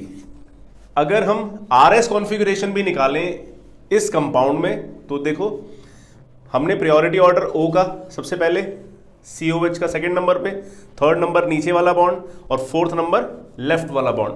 तो 1 से 3 तक अब हमने एरो को घुमाया और हमने पाया, 4 को इग्नोर करते हुए एरो को घुमाया और हमने पाया कि हाइड्रोजन अबव द प्लेन है, क्योंकि इट इज फिशर प्रोजेक्शन फॉर्मूले, horizontal line is above the plane and vertical line is below the plane. We have learned it before. इस केस में एंटी क्लॉकवाइज एरोज घूम रही है, एरो घूम रही है, तो इस कार्बन की कॉन्फ़िगरेशन हो जाएगी R, बिकॉज एंटी क्लॉकवाइज से S आनी चाहिए, लेकिन यहां पे अबव द प्लेन होने की वजह से S will be converted into R। तो सिमिलरली नीचे वाले में S कॉन्फ़िगरेशन आ रही है, तो ऑपोजिट आएगी हमेशा, इस चीज को ध्यान रखना है। ऊपर वाला पार्ट R कॉन्फ़िगरेशन, नीचे वाला part S configuration, again the net optical rotation will be 0। तो क्योंकि मॉलिक्यूल के अंदर ही एक पार्ट ने दूसरे पार्ट की ऑप्टिकल रोटेशन को नलिफाई किया, इस वजह से इसको बोलते हैं इंटरनल कंपनसेशन। ठीक है, अब चलते हैं रेसमिक मिक्सचर की तरफ। तो क्या होता है रेसमिक मिक्सचर? अगर किन्हीं दो कंपाउंड्स को हम इक्विमोलर अमाउंट में, यानी कि बराबर मात्रा में मिक्स कर देंगे तो बनेगा रेसमिक मिक्सचर। तो हमने 50% लिया डी आइसोमर और 50% लिया एल आइसोमर और इनको बराबर मिक्स कर दिया, और मिक्स करने के बाद हमें जो मिला वो था रेसमिक मिक्सचर, और इसकी भी नेट ऑप्टिकल रोटेशन क्या आएगी? 0 आएगी, क्योंकि हमने दो अलग अलग कंपाउंड्स लिए और दोनों अलग अलग कंपाउंड्स ने एक दूसरे की ऑप्टिकल रोटेशन को नलिफाई किया है। इस वजह से रेसमिक मिक्सचर में हुई है एक्सटर्नल कंपनसेशन। तो इसी के साथ ऑप्टिकल एक्टिविटी के ऊपर बेस्ड तीनों कॉन्फ़िगरेशन हमने कर ली है, small D, small L, capital D, capital L, capital R, capital S. Small D और स्मॉल एल तो डेक्स्ट्रो रोटेटरी और लीवो रोटेटरी के लिए थे, लेकिन कैपिटल डी और कैपिटल एल एक रिलेटिव कॉन्फ़िगरेशन है और आर और एस एब्सोल्यूट कॉन्फ़िगरेशन है। आर का फुल फॉर्म मैंने अभी तक नहीं बताया है। R stands for rectus and S stands for sinister. तो इसी के साथ ऑप्टिकल एक्टिविटी वाले हमने निपटा दिए हैं। अब चलते हैं ज्योमेट्रिकल आइसोमेरिज्म की तरफ। ज्योमेट्रिकल आइसोमेरिज्म वो दो या दो से ज्यादा कंपाउंड ऐसे शो करते हैं जब उनके बॉन्ड्स रोटेट ना कर पाए, वो ज्योमेट्रिकल आइसोमर्स कहलाते हैं और इस फिनोमिना को ज्योमेट्रिकल आइसोमेरिज्म कहते हैं। तो इसको अंग्रेजी में कैसे है ना फ्रेम करेंगे? तो टू और मोर isomers having the same molecular formula but differ in the arrangement of atoms around the double bond, and it is due to the restricted rotation about the double bond. Isomers are called as geometrical isomers and the phenomena is called as geometrical isomerism. तो सबसे पहला जो type है वो है cis trans isomerism, दूसरा है EEZ isomerism, तीसरा है सिन एंटी आइसोमेरिज्म। और सिन एंटी में भी अगेन दो प्रकार के होती है, वो आगे हम डिस्कस करेंगे। पहले हम सिस और ट्रांस आइसोमेरिज्म को डिस्कस करते हैं यहां पे। तो सिस ट्रांस आइसोमेरिज्म में होता क्या है, अगर सेम ग्रुप्स सेम साइड पे हों, same groups are on the same side of the double bond, then this isomerism is called as cis. This will be the cis isomer, and if the same groups are on the different sides of the double bond, then the isomer which is formed will be trans isomer. तो देखो same groups on the same side of the double bond, same groups are on the different opposite sides of the double bond, तो इसको हमने trans बोला. अब A B क्या है? ये मिथाइल भी हो सकता है, इथाइल भी हो सकता है, क्लोरो भी हो सकता है, ब्रोमो भी हो सकता है, कोई भी फंक्शनल ग्रुप भी हो सकता है. तो ध्यान रखना है इस चीज को. हाँ, एक और बात, ये उन्हीं कंपाउंड्स में होती है जिन कंपाउंड्स में एक कार्बन पे दोनों अलग अलग ग्रुप्स होंगे. तो अगर C के साथ मैं दोनों सेम ग्रुप्स लगा दूंगा तो ये ज्योमेट्रिकल आइसोमेरिज्म या सिस ट्रांस आइसोमेरिज्म शो नहीं करेगा. इस चीज को ध्यान रखना है, ठीक है. तो सिस ट्रांस आइसोमेरिज्म में एक कार्बन के पास डिफरेंट ग्रुप्स होने चाहिए और दूसरे कार्बन के पास भी डिफरेंट ग्रुप्स होने चाहिए, और उन ग्रुप्स में अगर दोनों सेम साइड पे हैं वो दोनों ग्रुप्स और वो सेम हैं तो सिस आइसोमर बनेगा, और अगर वो ग्रुप्स अलग अलग हैं तो ट्रांस आइसोमर बनेगा. अब यही cis trans isomerism cycloalkanes में भी शो करता है. यानी कि अगर मैं साइक्लोप्रोपेन बना लूं और ऊपर CH3 लिख दूं, H लिख दूं, इधर भी CH3 और H लिख दें, तो क्या होगा? CH3 जो है आमने सामने है, ऑन द सेम साइड पे है, तो इसी वजह से ये होगा सिस आइसोमर. लेकिन अगर मैं CH3 और CH3 को ऑपोजिट साइड्स पे कर दूंगा तो ये बन जाएगा ट्रांस आइसोमर. तो ये चीज़ें ध्यान रखनी है. यहाँ पे भी आप A की जगह CH3 लिख सकते हैं और B की जगह H लिख सकते हैं. इधर भी आप A की जगह CH3 लिख सकते हैं और B की जगह H लिख सकते हैं. तो ये आइसोमर CH3 के सामने CH3, तो सिस नहीं तो ट्रांस. यहाँ पे भी सेम हुआ है, restricted rotation about the double bond भी है यहाँ पे, और ये रिंग की वजह से रिस्ट्रिक्टेड रोटेशन पैदा हो रही है. तो आइसोमर, ज्योमेट्रिकल आइसोमर तभी जनरेट होते हैं जब restricted rotation about the bonds रहेगी. अब चलते हैं EZ आइसोमेरिज्म की तरफ. तो EZ में E का मतलब होता है एंटगिगैन और Z का मतलब होता है टुगेदर या जू सैमन. तो ये जो शब्द हैं इनके अर्थ होते हैं, जू सैमन का अर्थ होता है टुगेदर और एंटगिगैन का अर्थ होता है सेपरेट. EZ आइसोमर में हमें कैसे प्रेडिक्ट करनी है, यहां पे लगेंगे सीआईपी रूल्स जो आपने आरएस में सीखे थे। रेक्टस और सिनिस्टर करते टाइम पे हमने जो सीआईपी रूल सीखे थे, जैसे कि कान इनवोल्व प्रीलॉग रूल्स क्या कहते हैं कि चेक एटॉमिक नंबर, जिसका एटॉमिक नंबर बड़ा उसको प्रायोरिटी देंगे, उसको नंबर 1 देंगे, जिसका एटॉमिक नंबर छोटा उसको नंबर 2 देंगे। अगर एटॉमिक नंबर सेम है तो मास चेक करनी है, मास सेम है तो नेक्स्ट एटम का एटॉमिक नंबर चेक करना है, अगर वहां भी सेम आया तो उसी नेक्स्ट एटम का मास देखना है, देन अगेन नेक्स्ट। तो इस तरीके से हमें प्रायोरिटी सेट करनी है। हमेशा triple bond will be preferred over double bond. अगर चारों ग्रुप्स अलग अलग हैं, जैसे यहां पे क्या था ए बी बी, यहां पे ऐसा नहीं है। मान लो आपके पास चारों ग्रुप अलग अलग है, यहां पे CH3 है, यहां पे H है और यहां पे आपको COH है और यहां पे OH है। अब अगर चारों ग्रुप्स अलग अलग हैं तब आपको EZ देनी पड़ेगी, तब सिस ट्रांस नहीं बता पाएगा कि क्या आइसोमर बना है। तो यहां पे आपने एटॉमिक नंबर चेक करना है, तो कार्बन का एटॉमिक नंबर हाइड्रोजन से ज्यादा है तो 1 नंबर, हाइड्रोजन का 2 नंबर, यहां पे ऑक्सीजन का 1 नंबर, कार्बन का 2 नंबर, क्योंकि ऑक्सीजन का एटॉमिक नंबर इस कार्बन से ज्यादा है। तो 1 और 1 फर्स्ट प्रायोरिटी वाले ग्रुप ऑपोजिट साइड में है तो इसको बोलेंगे सेपरेट है ना, तो इसको बोलेंगे ई आइसोमर। क्या बोलेंगे? ई आइसोमर।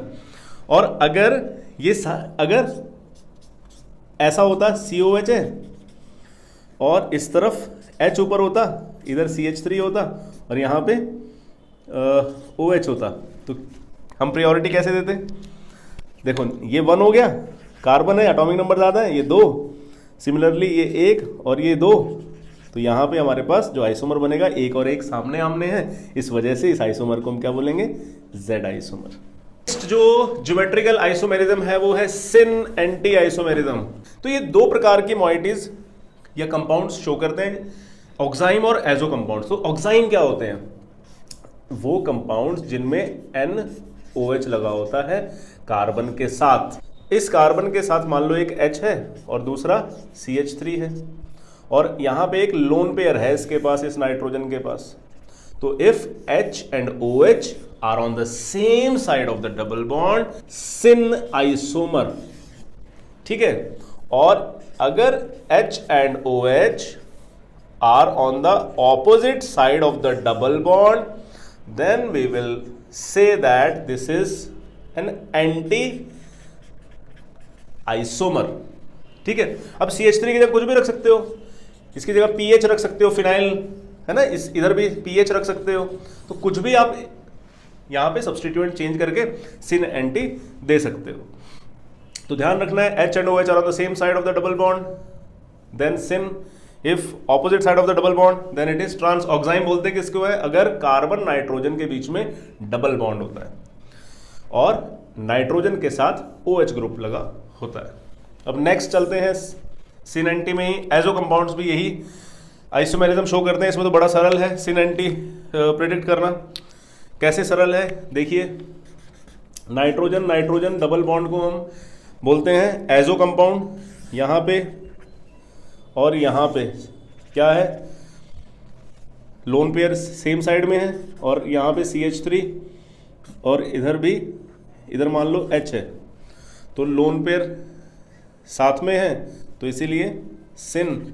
और अगर लोन पेयर साथ में नहीं है तो बोलेंगे ट्रांस, ठीक है।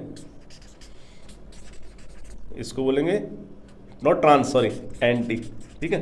तो इतनी सी बात है इसमें, ज़्यादा कुछ मुद्दा है नहीं इसमें, बस लोन पेयर सेम साइड में है तो सिन और अगर ऑपोजिट साइड में है तो एंटी।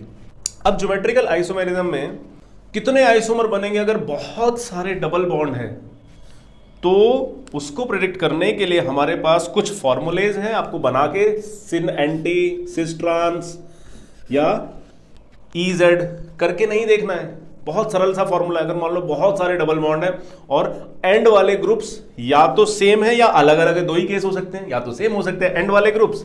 तो यहां पे अगर एंड वाले ग्रुप्स डिफरेंट हैं तो हमें नंबर ऑफ ज्योमेट्रिकल आइसोमर कैसे निकालेंगे? बड़ा सरल है, 2 की पावर n कर दो। n क्या है? नंबर ऑफ डबल बॉन्ड्स, ठीक है। अब जैसे इस कंपाउंड को देखते हैं, 1 double bond, 2 double bond, 3 double bond, तो 2 की पावर n किया तो ये आ गया 2 की पावर 3, यानी कि 8 आइसोमर आ गए इसके।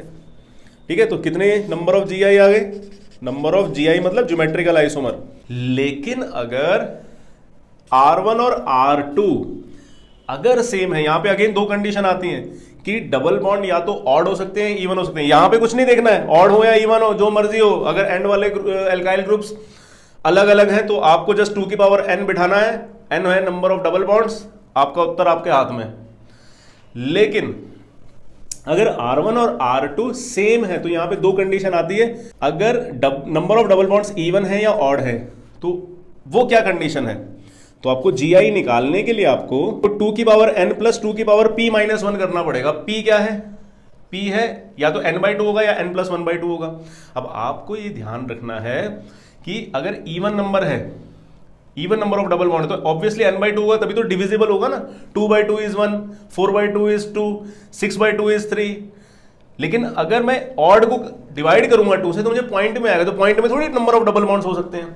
अगर मैं कर दूं 3/2, 1.5 डबल बॉन्ड ही एग्जिस्ट नहीं करते। 1/2, 0.5, वो भी double number of double bond point में हो ही नहीं सकते। तो एक नंबर है ये, तो इसीलिए हम क्या कर रहे हैं, ऑड के केस में n प्लस 1/2 कर रहे हैं, ताकि आपको एक फिक्स नंबर मिल जाए, डेसिमल में ना मिले कुछ भी। तो फॉर्मूला है 2 की पावर n प्लस 2 की पावर p माइनस 1। इसमें मैंने सेम ही कंपाउंड लिया, बस मैंने एंड्स को सेम कर दिया है। तो फॉर्मूला क्या सीखा था नंबर ऑफ GI के लिए? नंबर ऑफ ज्योमेट्रिकल आइसोमर का फॉर्मूला था 2 की पावर n माइनस 1 प्लस 2 की पावर p माइनस 1। अब यहां पे n क्या है? n कितना है? यहां पे 3 है, तो ऑड है ना, p के लिए तो ऑड हो गया। तो p की वैल्यू कैसे आती है? 3 प्लस 1/2, तो ये आ गया 4/2, दैट इज 2। तो n आ गया 3 और p आ गया 2, यहां पे पुट कर दो, तो n की वैल्यू क्या आ गई? 3 और p की वैल्यू क्या आ गई? 2। तो 2 की पावर 2 प्लस 2 की power 1, 4 plus 2 is 6 geometrical isomer. तो हमने ये पाया कि अगर एंड्स सेम थे तो 6 आइसोमर बने इस कंपाउंड के, और अगर एंड्स अलग अलग थे और 3 डबल बॉन्ड्स हैं इस कंपाउंड में, तो हमारे पास बने 8 GI, 8 ज्योमेट्रिकल आइसोमर। तो कम बनते हैं, इसी वजह से फॉर्मूले अलग अलग हैं। हमने अप्लाई करना सीख लिया, अब चलते हैं आगे। तो हमने ट्रिक सीख ली, अगर पॉलीईन कंपाउंड है, बहुत सारे डबल बॉन्ड्स है अगर किसी ऑर्गेनिक कंपाउंड में, तो उसमें हम कैसे फाइंड करेंगे कि नंबर ऑफ ज्योमेट्रिकल आइसोमर्स कितने हैं बिना स्ट्रक्चर बनाए ट्रिक से। तो अब एक और ट्रिक सिखाते हैं नंबर ऑफ स्टीरियो आइसोमर निकालने की। RS के कैसे हम निकाल पाएंगे कितने total number of stereo isomers बनेंगे। तो total number of stereo isomers निकालने से पहले हम ऑप्टिकली एक्टिव का क्या फॉर्मूला है और मीजो कंपाउंड निकालने का क्या फॉर्मूला है वो हमें निकालना है, और उसके बाद दोनों को ऐड कर देंगे तो total number of stereo isomers हमें मिल जाएंगे, और इसमें भी हमें स्ट्रक्चर बनाए बिना मिल जाएंगे। ठीक है, तो ऑप्टिकली एक्टिव आइसोमर्स के लिए RS में अगर कायरल सेंटर कितने हैं वो पता हो तब ये हम निकाल सकते हैं। तो कायरल सेंटर होता क्या है? वो कार्बन जिस कार्बन के साथ चारों डिफरेंट ग्रुप्स अटैच्ड होते हैं उस कार्बन को कायरल कार्बन कहते हैं। तो वो कितने हैं अगर हमें पता लग जाए n क्या है तो हम इन फॉर्मूलेज को यूज कर सकते हैं। तो डिसिमिलर अगर एंड्स हैं, मान लो बहुत लंबा चौड़ा है कार्बन कंपाउंड है और उसमें बहुत सारे कायरल सेंटर हैं और वो उसमें डिसिमिलर एंड है, मतलब ऊपर एक ग्रुप है COH, नीचे ग्रुप है CH2OH, तो इनके एंड्स जो है वो डिफरेंट है और बीच में बहुत सारे कायरल कार्बन है, ये हो गया ना, अलग अलग ग्रुप्स अटैच है इसके साथ। ठीक है, तो इस तरह के अगर कंपाउंड्स हैं, बहुत सारे कायरल कार्बन वाले कंपाउंड्स हैं, तो हम फॉर्मूला लगाएंगे। अगर डिसिमिलर एंड्स हैं तो डायरेक्ट फॉर्मूला है 2 की पावर n कर दो, नंबर ऑफ कायरल कार्बन देख लो, जैसे यहां पे 2 कायरल कार्बन है तो 2 की पावर n यानी कि 2 की पावर 2 इज 4, तो 4 आइसोमर बनेंगे इसके ऑप्टिकली एक्टिव। और क्योंकि इसमें डिसिमिलर एंड्स है और हमने मीजो कंपाउंड्स में सीखा था कि मीजो कंपाउंड तभी बनेगा जब टॉप और बॉटम सेम है। तो टॉप मतलब मोस्ट ऑक्सीडाइज्ड कार्बन, टॉप पे है और वही मोस्ट ऑक्सीडाइज्ड कार्बन ही बॉटम पे, यानी कि COH टॉप पे है और COH बॉटम पे है, तो बनता है प्लेन ऑफ सिमेट्री और बनता है मीजो कंपाउंड। अगर एंड्स डिसिमिलर है तो मीजो कंपाउंड बनेगा ही नहीं, तो इसीलिए अगर डिसिमिलर एंड रहेंगे तो मीजो कंपाउंड बनेंगे 0। ठीक है, तो total number of stereo isomers कितने हो जाएंगे अगर टॉप और बॉटम डिफरेंट है? तो ये आ जाएंगे 2 की power n plus 0, that is 2 की पावर n। बस ये total number of stereo isomers आ गए। अगर टॉप और बॉटम सेम है तो मतलब टॉप पे COH है और बॉटम पे भी COH है और बीच में बहुत सारे क्या है, कायरल सेंटर्स हैं, तब क्या करेंगे? टॉप और बॉटम सेम है तो फॉर्मूला बन जाता है कि 2 की पावर n-1 माइनस 2 की पावर n-1/2। ये तो है odd number of chiral carbon atoms के लिए फॉर्मूला, और even number of chiral carbon atoms अगर हैं तो 2 की पावर n-1 डायरेक्ट फॉर्मूला लगाओ। मान लो आपके पास 4 कायरल कार्बन एटम हैं, तो 4 हो गया, इधर n की जगह 4 रख दिया, 4 - 1 इज 3, तो 2 की पावर 3 इज 8। तो आपके पास 8 स्टीरियो आइसोमर्स आ गए ऑप्टिकली एक्टिव वाले। ठीक है, तो E1 के लिए आ गया फॉर्मूला। अब ऑड के लिए कैसा होगा? अगर मान लो आपके पास 5 कायरल सेंटर्स है तो 5 - 1 इज 2 की पावर 4। ठीक है, और 5 - 1/2, तो 5 - 1 इज 4, 4/2 इज 2, तो 2 की पावर 2, तो 2 की पावर 4 माइनस 2 की पावर 2, तो क्या आएगा? 2 की पावर 4 क्या होता है? 16 और 4 यानी कि 12 आइसोमर बनेंगे।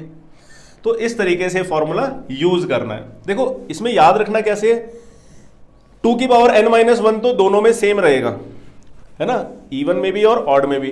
बस यहां पे हमें 2 की पावर n-1/2 को माइनस करना है। क्यों माइनस करना है? क्योंकि इतने क्या बने होंगे? मीजो कंपाउंड बने होंगे। देखो 2 की पावर n-1/2 कितने क्या बने हैं?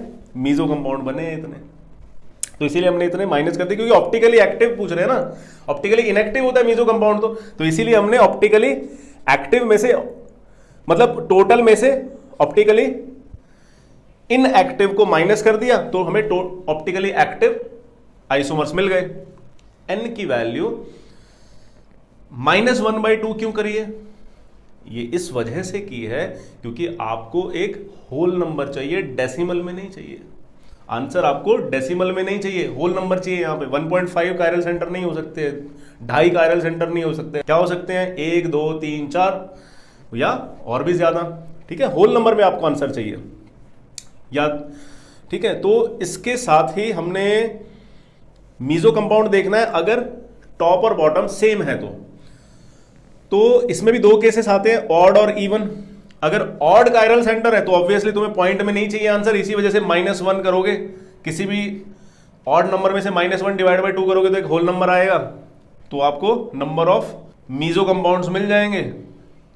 अगर आपके पास जो कायरल कंपाउंड है उसमें odd number of chiral centres हैं तो, और अगर सिमिलर एंड्स में ही अगर इवन है तो 2 की पावर n/2 - 1, इवन में तो तुम्हें पता ही है कि अगर इवन है तो n की जगह 2 आएगा, 4 आएगा, तो 2/2 इज 1, 1 - 1 इज 0, तो 2 की पावर 0 इज 1, तो यहाँ पे 1 आएगा। अगर हम n की वैल्यू 2 रखते हैं तो आंसर आएगा 1। तो हमें इसमें n-1/2 करने की जरूरत नहीं है। क्यों? क्योंकि हमें n/2 करने से ही होल नंबर मिल गया। तो इस तरीके से आप याद भी रख सकते हैं कि यहाँ पे ऑड में क्या होगा n-1/2 और इवन में क्या होगा n/2 - 1, क्योंकि n जो है वो डिविजिबल हो जाएगा इवन के केस में, और n जो है वो डिविजिबल नहीं है 2 से ऑड कायरल सेंटर्स के केस में विद सिमिलर एंड्स। सेम यहाँ पे इवन के लिए क्या था? 2 की पावर n-1 है, तो ये आपके क्या आ गए? Optically active isomer. ठीक है, तो इवन अगर कायरल सेंटर है 2 की पावर n-1, ऑड अगर कायरल सेंटर्स हैं तो 2 की पावर n-1 माइनस 2 की पावर n-1/2।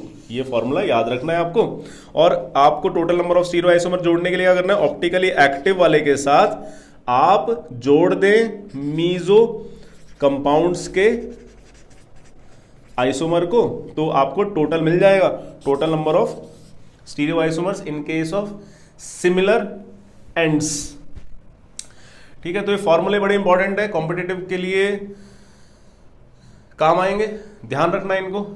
तो इसी के साथ हमने खत्म कर दिया कॉन्फ़िगरेशनल आइसोमेरिज्म, जिसमें हमने सीखा small DL, capital DL, RS, syn anti, EZ, cis trans, सारी प्रकार ज्योमेट्रिकल और ऑप्टिकल आइसोमेरिज्म हमने खत्म कर ली है। और अब चलते हैं कुछ स्पेशल केसेस की तरफ कि कुछ कंपाउंड्स में कायरल सेंटर है फिर भी ऑप्टिकली इनएक्टिव कंपाउंड है, और कुछ केसेस में कायरल सेंटर है ही नहीं है फिर भी ऑप्टिकली एक्टिव ऑर्गेनिक कंपाउंड है। तो देखते हैं कौन कौन से केसेस हैं वो, और सबसे ज्यादा एक्सेप्शंस और स्पेशल केसेस ही एग्जाम्स में पूछे जाते हैं, मेन थ्योरी से हटके होते हैं क्योंकि वो। तो चलते हैं, सबसे पहले 2 नंबर के एग्जाम्पल को ध्यान से समझते हैं। यहां पे देखो ये तीनों ग्रुप्स अलग अलग हैं और चौथा ग्रुप जो है वो लोन पेयर है। तो ये कार्बन जो है कायरल कार्बन है, लेकिन फिर भी ये ओवरऑल पूरा का पूरा कंपाउंड ऑप्टिकली इनएक्टिव है। तो इसका कारण क्या है? इसका कारण है अम्ब्रेला इन्वर्जन। क्या होती है अम्ब्रेला इन्वर्जन? अब ध्यान से देखना, देखो ये ऊपर वाला तो लोन पेयर है व्हाइट वाला, ठीक है, बाकी सारे अलग अलग ग्रुप है R1, R2 और R3। अब ये देखो ऐसे रोटेट कर गया ना, अब कई बार कभी तो ये D रहेगा, कभी ये L रहेगा, तो नेट ऑप्टिकल रोटेशन 0 आ जाएगी। तो अम्ब्रेला इन्वर्जन के लगातार होने की वजह से क्या होगा? ये ऑप्टिकली इनएक्टिव है। ओके, तो सेम ही चीज इसकी भी बनती है। इसमें भी कायरल नाइट्रोजन एटम है, 3 डिफरेंट ग्रुप्स हैं, ऑप्टिकली इनएक्टिव है फिर भी ये, और चौथा जो है वो इसमें भी लोन पेयर है, और sp3 हाइब्रिडाइजेशन दोनों की है। तो sp3 का स्ट्रक्चर तो ऐसा बनता है और ये ऐसे रोटेट करता रहेगा, और अम्ब्रेला इन्वर्जन की वजह से कभी D तो कभी L, तो नेट ऑप्टिकल रोटेशन 0 आ गई। तो इसी के साथ हमने ये पाया कि 1 और 2 दोनों ही कंपाउंड्स ऑप्टिकली इनएक्टिव है ड्यू टू अम्ब्रेला इन्वर्जन। अब चलते हैं तीसरे कंपाउंड की तरफ। इसमें कंटिन्यूअस में डबल बॉन्ड है। तो कंटिन्यूअस में डबल बॉन्ड क्या होगा? इनको कहेंगे, इन कंपाउंड्स को कहते हैं एलीन्स। क्या कहते हैं? एलीन्स कहते हैं, क्योंकि लगातार में डबल बॉन्ड है। तो इसमें जो साइड वाले कार्बन एटम्स हैं वो sp2 हाइब्रिडाइज्ड होते हैं, और जो बीच वाला कार्बन है वो sp हाइब्रिडाइज्ड होता है। डबल बॉन्ड लगातार में है, ये ऐसे फ्लैट नहीं रहेंगे, ठीक है, कि आगे दूसरा डबल बॉन्ड आया वो फ्लैट रहेगा, ऐसा नहीं रहता है। इसमें होता क्या है, ये रहेगा इस प्रकार। अब ध्यान से देखना कैसे रहेगा। ये रहेगा ऐसे, ये रहेगा ऐसे, ठीक है, अब ये रहेगा ऐसे। तो अगर मेरे साइड वाले एटम्स अलग अलग हैं तब तो इसमें प्लेन ऑफ सिमेट्री नहीं आएगी, लेकिन अब इस कंपाउंड में प्लेन ऑफ सिमेट्री आएगी। क्यों आएगी इसमें प्लेन ऑफ सिमेट्री? क्योंकि मेरे पास जब मैं ऐसे प्लेन यहां से निकालूंगा ना ऐसे, तो क्या होगा, ऊपर वाला और नीचे वाला एटम सेम है, तो प्लेन ऑफ सिमेट्री की वजह से ऑप्टिकली इनएक्टिव हो जाएगा ये। तो ये वाला कंपाउंड जो नीचे वाला है ये ऑप्टिकली इनएक्टिव है इसी वजह से। तो हमने ये पाया कि एलीन्स में एक तो हॉरिजॉन्टल रहेगा एल्कीन और दूसरा एल्कीन रहेगा वर्टिकल। तो इस वजह से क्या होगा, इसमें प्लेन ऑफ सिमेट्री आने से ये ऑप्टिकली इनएक्टिव कंपाउंड बन जाएगा, जो कि है ये वाला ऑप्टिकली इनएक्टिव।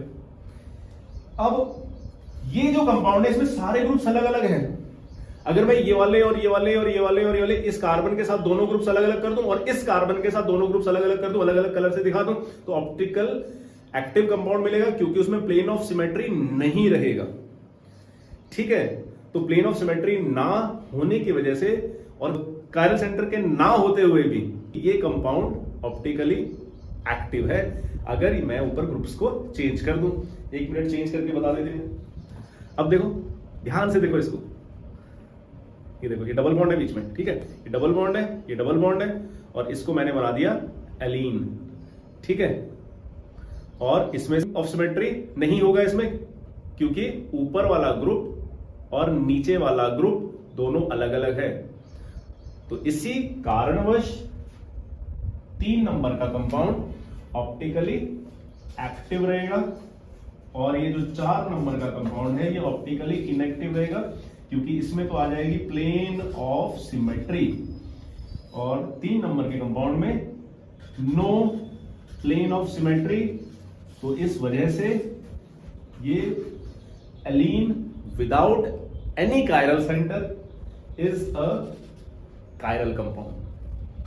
ठीक है, तो आइए अब चलते हैं बाइफिनाइल्स के केस में। अलीन्स के बाद 2 बेंजीन रिंग्स हैं, तो एक बेंजीन रिंग ऐसे फ्लैट रहेगी और दूसरी बेंजीन रिंग ऐसे जो है वर्टिकल रहेगी। ये फ्लैट रहेगी और ये वर्टिकल रहेगी। तो इस पे ध्यान देने वाली बात ये है कि ये देखो, ये फ्लैट है और ये वर्टिकल है।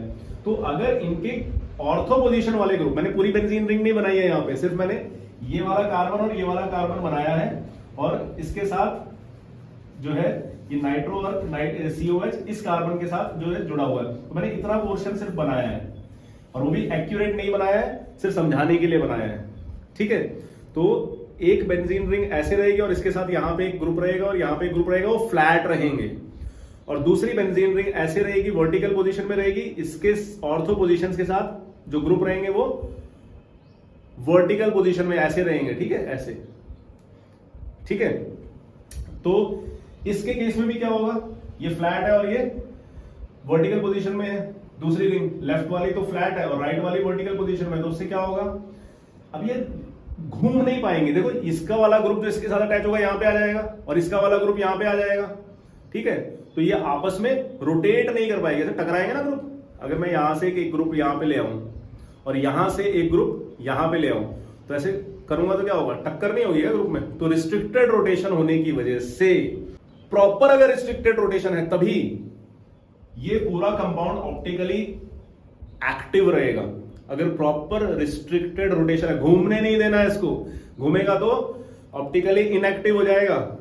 जैसे कि अम्ब्रेला इन्वर्जन घूम रही थी तो ऑप्टिकली इनएक्टिव हो गया। घूमना नहीं चाहिए, घूम गया तो ऑप्टिकली इनएक्टिव है। तो ये वाला ग्रुप फ्लैट रहेगा, यहां पे आएगा इसके साथ जुड़ा हुआ, और ये वाला ग्रुप के साथ जुड़ा हुआ इधर आएगा और इसको घूमने नहीं देगा ये। ओके, और यहां पे ध्यान देने वाली बात यह है, जो ऑर्थो पोजीशन है इस बेंजीन रिंग की, उस ऑर्थो पोजीशन में ग्रुप्स भी अलग अलग होने चाहिए, सेम ग्रुप नहीं होना चाहिए।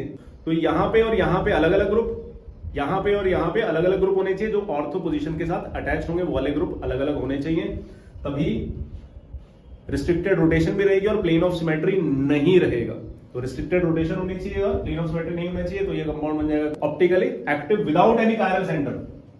कायरल सेंटर नहीं है इसमें, कायरल सेंटर ना होने के बावजूद ये कंपाउंड क्या है, ऑप्टिकली एक्टिव है। तो ये रहा आपका NO2, ये रहा आपका COH, ये रहा COH, ये रहा NO2।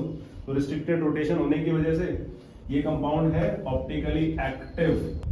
अब ये वाला कंपाउंड BrIClCl, तो ये क्या रहेगा, ऑप्टिकली इनएक्टिव। क्यों ऑप्टिकली इनएक्टिव है, क्योंकि आपको बताया था ये दोनों यहां पे जो अटैच होगा वो सेम नहीं हो सकता। अगर वो सेम है तो ये ऑप्टिकली इनएक्टिव रहेगा। ठीक है, ये अगर सेम है, ये वाला ग्रुप और ये वाला ग्रुप, तो ये ऑप्टिकली इनएक्टिव रहेगा। मतलब ये दोनों ClCl हैं। ठीक है, तो क्या होगा, ऑप्टिकली इनएक्टिव रहेगा। ध्यान से देख लो। ठीक है, रिस्ट्रिक्टेड रोटेशन तो है इसमें, लेकिन प्लेन ऑफ सिमेट्री आ गया ना। अब देखो यहां पे क्या होगा, ये इस केस में क्या होगा, Br और Cl ऐसे लगे हुए हैं, तो यहां पे रिस्ट्रिक्टेड रोटेशन भी है, BrCl है, ClBr है, और ये ऑप्टिकली एक्टिव आएगा due to the above reasons. There is no plane of symmetry, and there is restricted rotation due to this compound is optically active. अब लास्ट में चलते हैं, Cl के सामने Cl और Br के सामने Br, तो उस केस में भी ये ऑप्टिकली एक्टिव ही रहेगा, क्योंकि इसकी ऑर्थो पोजीशंस पे अलग अलग ग्रुप्स अटैच है, Cl और Br अटैच है, और यहाँ पे भी ऑर्थो पोजीशन पे Cl और Br अटैच है। इस वजह से ये भी प्लेन ऑफ सिमेट्री नहीं रहेगी इसमें, और ये भी ऑप्टिकली एक्टिव कंपाउंड रहेगा। तो यहाँ पे सिर्फ हमने देखा ऑप्टिकली इनएक्टिव सिर्फ ये वाला है due to the presence of plane of symmetry. और एक और बात, अब एक और इसमें इंपॉर्टेंट बात सीखेंगे कि अगर बना दें, 2 बेंजीन रिंग हमने बना दी, ठीक है, 2 बेंजीन रिंग हमने यहाँ पे बना दी, और ये तो फ्लैट है इसलिए मैंने इसको गाढ़ा कर दिया, और मान लो ये H है और यहाँ पे NO2 है और यहाँ पे COH है और यहाँ पे H है, तो क्या होगा? तो क्योंकि यहाँ पे एक तरफ H है, अगर एक तरफ भी H होता ना, ये मान लो यहाँ पे CH3 होता, सिर्फ एक ही H भी है, 2 H है तो रिस्ट्रिक्टेड रोटेशन रही ही नहीं, फिर तो यही यूं घूमता रहेगा तो क्या होगा? घूमने की वजह से क्या होगा? ऑप्टिकली इनएक्टिव हो जाएगा, क्योंकि बार बार घूम रहे हैं, रोटेशन हो गई है, तो रिस्ट्रिक्टेड रोटेशन नहीं रही। तो अब अगर हाइड्रोजन रहा एक पोजीशन पे भी, तो भी ये ऑप्टिकली इनएक्टिव रहेगा। क्यों ऑप्टिकली इनएक्टिव रहेगा? Because of the free rotation हो गई। हाइड्रोजन एक छोटा ग्रुप है, ये थोड़ी रोक पाएगा यहां से ग्रुप्स को, हाइड्रोजन एक छोटा ग्रुप है, तो ये रिस्ट्रिक्टेड रोटेशन नहीं रहेगी, रोटेशन हो जाएगी। ठीक है, इस चीज को ध्यान देना है। इसमें बहुत सारे बाइफिनाइल्स पे क्वेश्चन आएंगे, सारे यहीं से निकल जाएंगे, सारे केस करवा दिए, इसके बाहर कुछ नहीं आएगा। ठीक है, तो अब ऑप्टिकल आइसोमेरिज्म के स्पेशल केसेस के बाद चलते हैं ज्योमेट्रिकल आइसोमेरिज्म के स्पेशल केसेस की तरफ। तो हमें स्पेशल केसेस में ज्योमेट्रिकल आइसोमेरिज्म एलीन्स में हमें सिर्फ 2 ही केसेस पढ़ने हैं। Even number of double bonds लगातार में रहेंगे और odd number of double bonds जब लगातार में रहेंगे। तो ध्यान से देखना है इस चीज को कि इसमें आपके पास 2 डबल बॉन्ड हैं, जब लगातार में डबल बॉन्ड्स हैं और even number of double bonds हैं, तो क्या होगा? क्या कितने ज्योमेट्रिकल आइसोमर्स इसके बनेंगे? तो ध्यान देना इस चीज पे। अगर एक डबल बॉन्ड हॉरिजॉन्टल है और दूसरा डबल बॉन्ड वर्टिकल पोजीशन में ऐसे बैठा हुआ है, ठीक है, ऐसे रहेगा, तो यहां पे होगा क्या? इस कंडीशन में क्या होगा? प्लेन ऑफ सिमेट्री नहीं आई है, क्योंकि ऊपर और दो नीचे वाला ग्रुप अलग अलग है ना, प्लेन ऑफ सिमेट्री तो नहीं है इसमें। ठीक है, क्योंकि ऊपर वाला नीचे वाला ग्रुप अलग अलग है। अब इसमें है क्या? इसमें है डिस्टेंस, इस मिथाइल से इस मिथाइल का डिस्टेंस और इस हाइड्रोजन से, ये जो इस तरफ हाइड्रोजन है ना, इस हाइड्रोजन से इस मिथाइल का डिस्टेंस सेम हो गया। ठीक है, तो इस डिस्टेंस के सेम होने की वजह से ये जीआई शो नहीं करेगा, ज्योमेट्रिकल आइसोमेरिज्म शो ही नहीं करेगा। तो इस डबल बॉन्डेड कार्बन के पास 2 डिफरेंट ग्रुप्स होने के बावजूद no geometrical isomers will form. अब देखते हैं अगर 3 डबल बॉन्ड्स लगातार में है तो क्या होगा? अब ऐसे रहेगा मामला, 1 2 और ये तीसरा डबल बॉन्ड ऐसे रहेगा।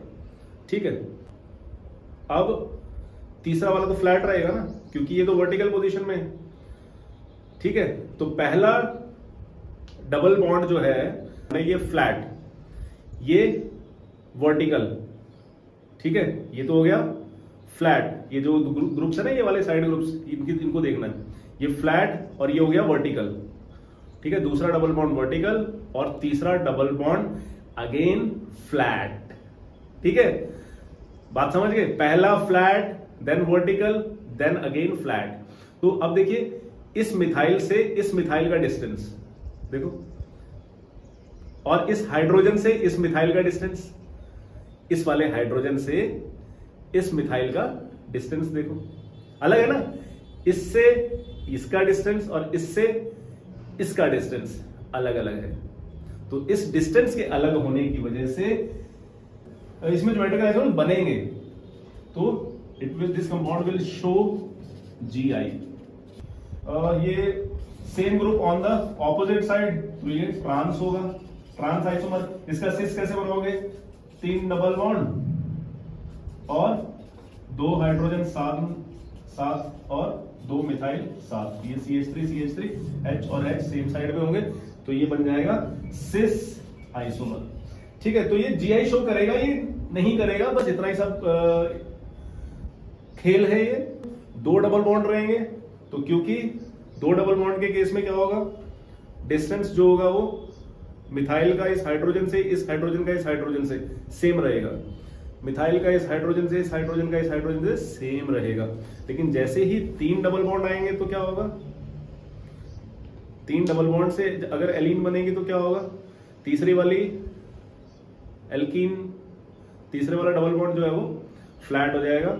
अब डिस्टेंसेस डिफरेंट आएंगे, इस मिथाइल से इस हाइड्रोजन का और इस मिथाइल से इस हाइड्रोजन का डिस्टेंस, सिमिलरली इस मिथाइल से दूसरे मिथाइल का और इसी मिथाइल से इस हाइड्रोजन का डिस्टेंस डिफरेंट आएगा। तो डिस्टेंसेस के अंतर की वजह से, डिस्टेंसेस के डिफरेंस की वजह से 3 बॉन्ड वाला अलीन ज्योमेट्रिकल आइसोमेरिज्म शो करेगा। That's it. Conformational isomerism. Conformational isomerism से पहले हमें सीखना होगा कन्फर्मेशनल आइसोमर्स क्या होते हैं। तो वो आइसोमर्स, वो ऑर्गेनिक कंपाउंड्स जिनमें एटम्स की अरेंजमेंट इन अ 3 डायमेंशनल स्पेस डिफरेंट है, और वो जो डिफरेंट अरेंजमेंट आई है वो कार्बन कार्बन सिंगल बॉन्ड के अराउंड रोटेशन से आई है। 2 or more compounds having the same molecular formula but differ in the arrangement of atoms in a 3-dimensional space resulted by the rotation about the carbon-carbon single bond. The isomers are called as conformational isomers and the phenomena is called as conformational isomerism. तो conformational isomerism का जो phenomena है उसको 3 projection फॉर्मूले से represent कर सकते हैं। पहला न्यूमैन, दूसरा सॉहर्स और तीसरा फिशर प्रोजेक्शन फॉर्मूला। तो न्यूमैन प्रोजेक्शन फॉर्मूले, तो न्यूमैन प्रोजेक्शन फॉर्मूले में सबसे पहले सीखेंगे इथेन का न्यूमैन प्रोजेक्शन फॉर्मूला। तो इथेन के केस में इसे समझते हैं। ये फ्रंट कार्बन है जिस पे मैंने अभी उंगली लगाई है, और ये इसका बैक कार्बन है जिस पे मैंने अभी उंगली बाद में लगाई है। तो इस पोजीशन को, क्योंकि सामने वाले हाइड्रोजन ने, इथेन के सामने वाले हाइड्रोजन ने पीछे कार्बन के ऊपर जो हाइड्रोजन है उसको ढक लिया है, इसी वजह से हम इसको बोलेंगे एक्लिप्स्ड कन्फर्मेशन। फ्रंट कार्बन को हमने डॉट से रिप्रेजेंट किया है और बैक कार्बन को हमने सर्कल से रिप्रेजेंट किया है। तो हमने फ्रंट कार्बन जो कि डॉट था उसके साथ तीनों हाइड्रोजन बना दिए, और जो बैक कार्बन है उसके साथ भी तीनों हाइड्रोजन बना दिए, और छोटे बनाने हैं। क्यों छोटे बनाने हैं? क्योंकि ये दूर हैं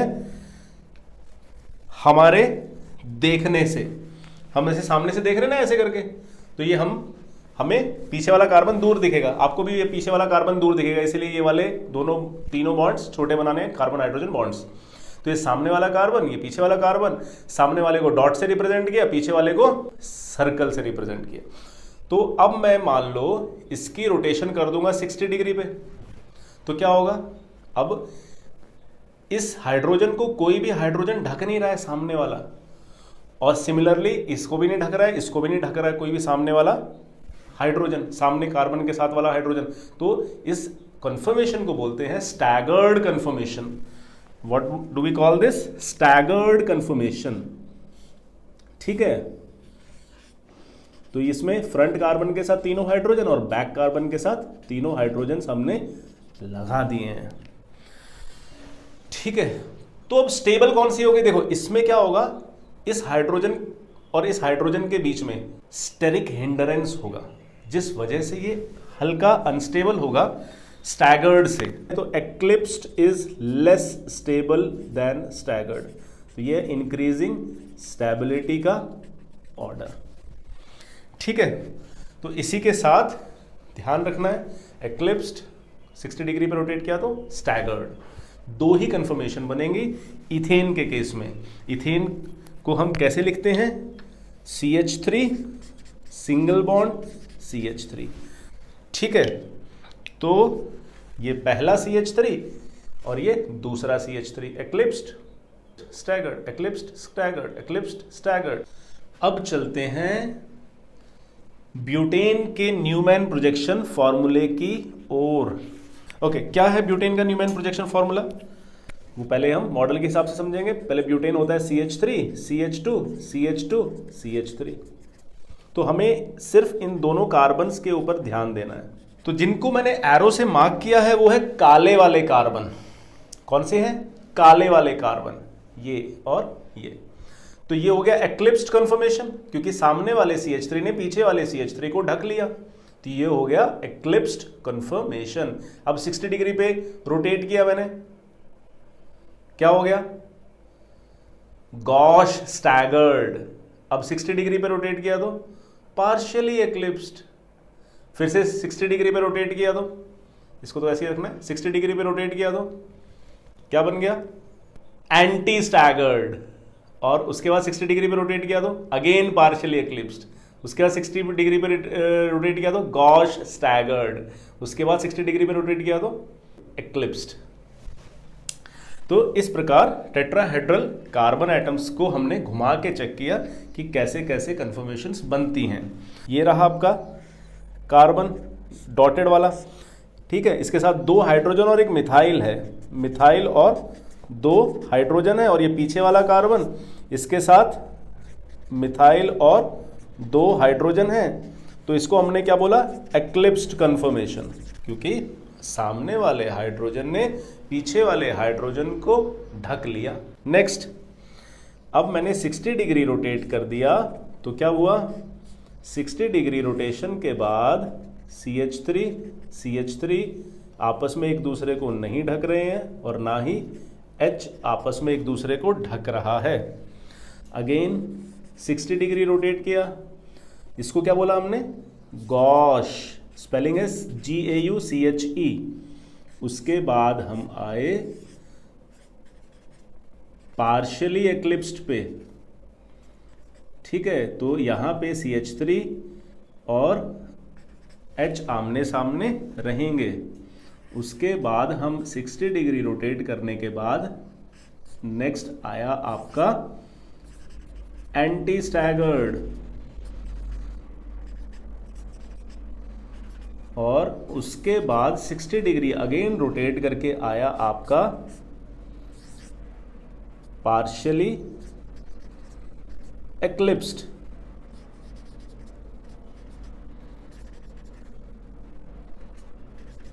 और अगेन 60 डिग्री रोटेट करने से आया आपके पास सेम कंपाउंड मिल गया आपको। तो टोटल कितने कन्फर्मर्स बने हैं, 1 2 3 4 5 कन्फर्मर्स, ठीक है।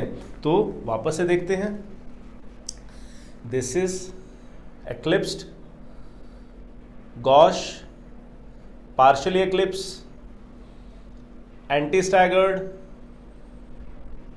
देन एंटी स्टैगर्ड के बाद देन गॉश, नहीं partially eclipsed, then again gauche 2 बार आ रहा है, पार्शियली एक्लिप्स भी 2 बार आ रहा है। उसके बाद कंप्लीटली एक्लिप्स यानी कि फुल्ली एक्लिप्स, जब CH3 के सामने CH3 हो। एक्लिप्स का अर्थ होता है आमने सामने होना, एक ग्रुप का या एक एटम का दूसरे एटम या ग्रुप को ढक देना एक्लिप्स कहलाता है। सॉहर्स प्रोजेक्शन फॉर्मूले भी सेम ही है, जो आपने ये देखा ना, इसी को रिप्रेजेंट कर देंगे तो बड़ा सरल है। इसमें आपने फ्रंट कार्बन ये, बैक कार्बन ये, और पहले कार्बन के तीनों हाइड्रोजन ने दूसरे कार्बन के तीनों हाइड्रोजन को ढक लिया, ये ऊपर वाला हाइड्रोजन। और अब अगर मैं इसी हाइड्रोजन को नीचे की साइड बना दूं तो क्या होगा, ये staggered.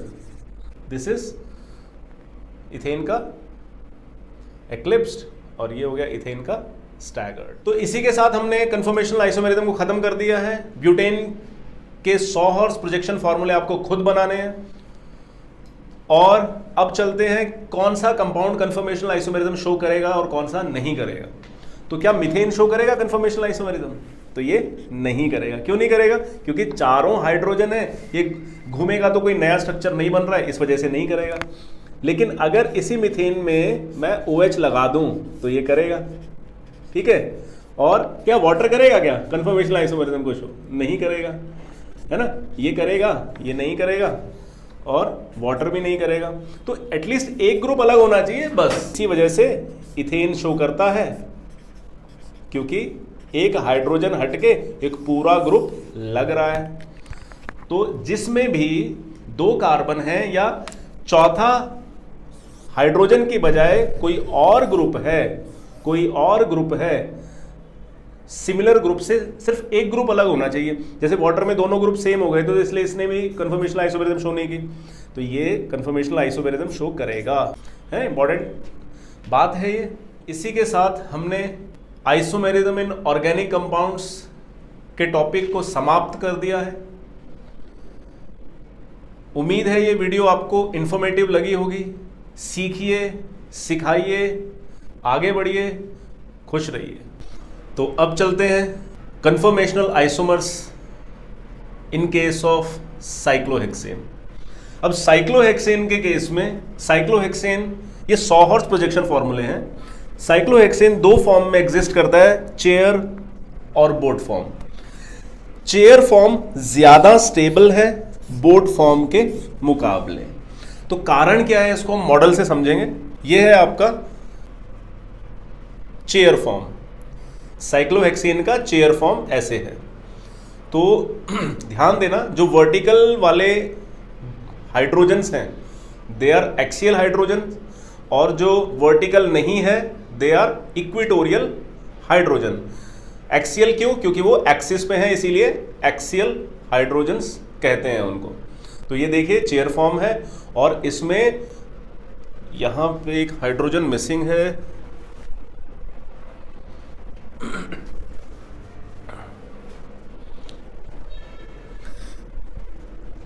yes, so this is the chair form of cyclohexane. This is the chair form of cyclohexane. ठीक है। अब यहां पे देखने वाली बात यह है कि जो वर्टिकल हाइड्रोजन्स हैं, ठीक है, वो एक्सियल हाइड्रोजन्स हैं, और जो वर्टिकल हाइड्रोजन नहीं है वो इक्वेटोरियल हाइड्रोजन कहलाते हैं। तो एक्सियल हाइड्रोजन क्यों कहते हैं? क्योंकि ये एक्सिस पे है, इसको वाई एक्सिस बोल सकते हैं ना, और इक्वेटर पे होने वाले हाइड्रोजन इक्वेटोरियल हाइड्रोजन। तो ये इस प्रकार से रहेगा, ठीक है। अब देखिए, अगर हम बात करें 1 और 4 कार्बन के साथ अटैच्ड हाइड्रोजन्स की, देखिए मेरी उंगलियों को देखिए, 1 कार्बन और 4 कार्बन के साथ अटैच्ड हाइड्रोजन की अगर हम बात करें, ये देखिए, ठीक है, ये ऐसे रहेगा। प्रोजेक्ट कर लिया हमने इसी को, ओके। तो हर एक कार्बन यहां पे टेट्राहेड्रल शेप होल्ड करता है, और यहां पे इन 1 इसको अगर 1 बोलते 1 2 3 4, तो बहुत ज्यादा दूरी है एक्सियल हाइड्रोजन्स के बीच में, इसलिए स्टेरिक हिंडरेंस कम है इसमें, इसी वजह से ये ज्यादा स्टेबल है। लेकिन अगर हम बात करें बोट कन्फर्मर की, तो बोट कन्फर्मर में क्या होगा, ये इस तरीके से हो जाएगा। अब देखिए बोट कन्फर्मर है, यहां पे ये 2 हाइड्रोजन टकरा रहे हैं, ठीक है। ये हाइड्रोजन टकराने की वजह से क्या होगा, स्टेरिक हिंडरेंस इतनी ज्यादा हो गई है, इसी वजह से बोट कन्फर्मर जो है वो स्टेबल नहीं है, ठीक है। और चेयर कन्फर्मर स्टेबल है। तो इन 2 फॉर्म्स में साइक्लोहेक्सेन एग्जिस्ट करता है, and chair form is more stable then boat form. तो इसी डिस्कशन को आगे बढ़ाते हुए 1,4 तो हमने देख लिया कि 1 कार्बन और 4 कार्बन के बीच में जो इंटरैक्शन हो रही है, देखिए यहां पे लिख भी देते हैं 1 2 3 4 5 एंड 6, तो 1 और 4 के बीच में। सिमिलरली यहां पे 1 2 3 4, तो एक्सियल वाले हाइड्रोजन्स के नजदीक आने की वजह से this conformer is less stable. अब क्या होता है, साइक्लोहेक्सेन में सब्स्टिट्यूटेड साइक्लोहेक्सेन भी हो सकता है, जिसमें मिथाइल ग्रुप्स अटैच्ड हो सकते हैं। तो उस केस में हम कैसे प्रेडिक्ट करेंगे, तो अब देखेंगे 1,3 डाइमिथाइल साइक्लोहेक्सेन के केस को। अब यहां पे डाइएक्सियल इंटरेक्शन इन 2 मिथाइल्स के बीच में है, ठीक है, स्टेरिक हिंडरेंस बढ़ गई है, और इसीलिए this is most unstable कन्फर्मर of 1,3 dimethyl cyclohexane, and this is the most stable कन्फर्मर of 1,3 dimethyl cyclohexane. अब यहां पे हम चेयर फॉर्म में ही आते हैं, this is the chair form of, ठीक है। अब यहां पे देखिए ये 1 और 3, मेरी उंगली और अंगूठे पे ध्यान देना, 1 और 3 पे मिथाइल है, दोनों इक्वेटोरियल है, और दोनों में दूरी बहुत ज्यादा होने की वजह से ये स्टेबल कन्फर्मर है, ठीक है। तो ये डाई इक्वेटोरियल कन्फर्मर है, ठीक है। जो वर्टिकल लाइंस है वो क्या होती है, एक्सियल होती हैं, ये इक्वेटोरियल है। तो ये CH3 और ये CH3 इक्वेटोरियल CH3s हैं, और इनमें दूरी ज्यादा होने की वजह से ये एक स्टेबल कन्फर्मर है। ये देखिए दूरी बहुत ज़्यादा है, देखिए, है ना, इस मिथाइल के बीच में और इस मिथाइल के बीच में। ठीक है, अब गौर करना, अगर मैं इसको एक्सियल कर दूं, 1,3 पोजीशन को एक्सियल कर दे तो क्या होगा, इस चीज को अब मैं चेंज करके आपको दिखाता हूं।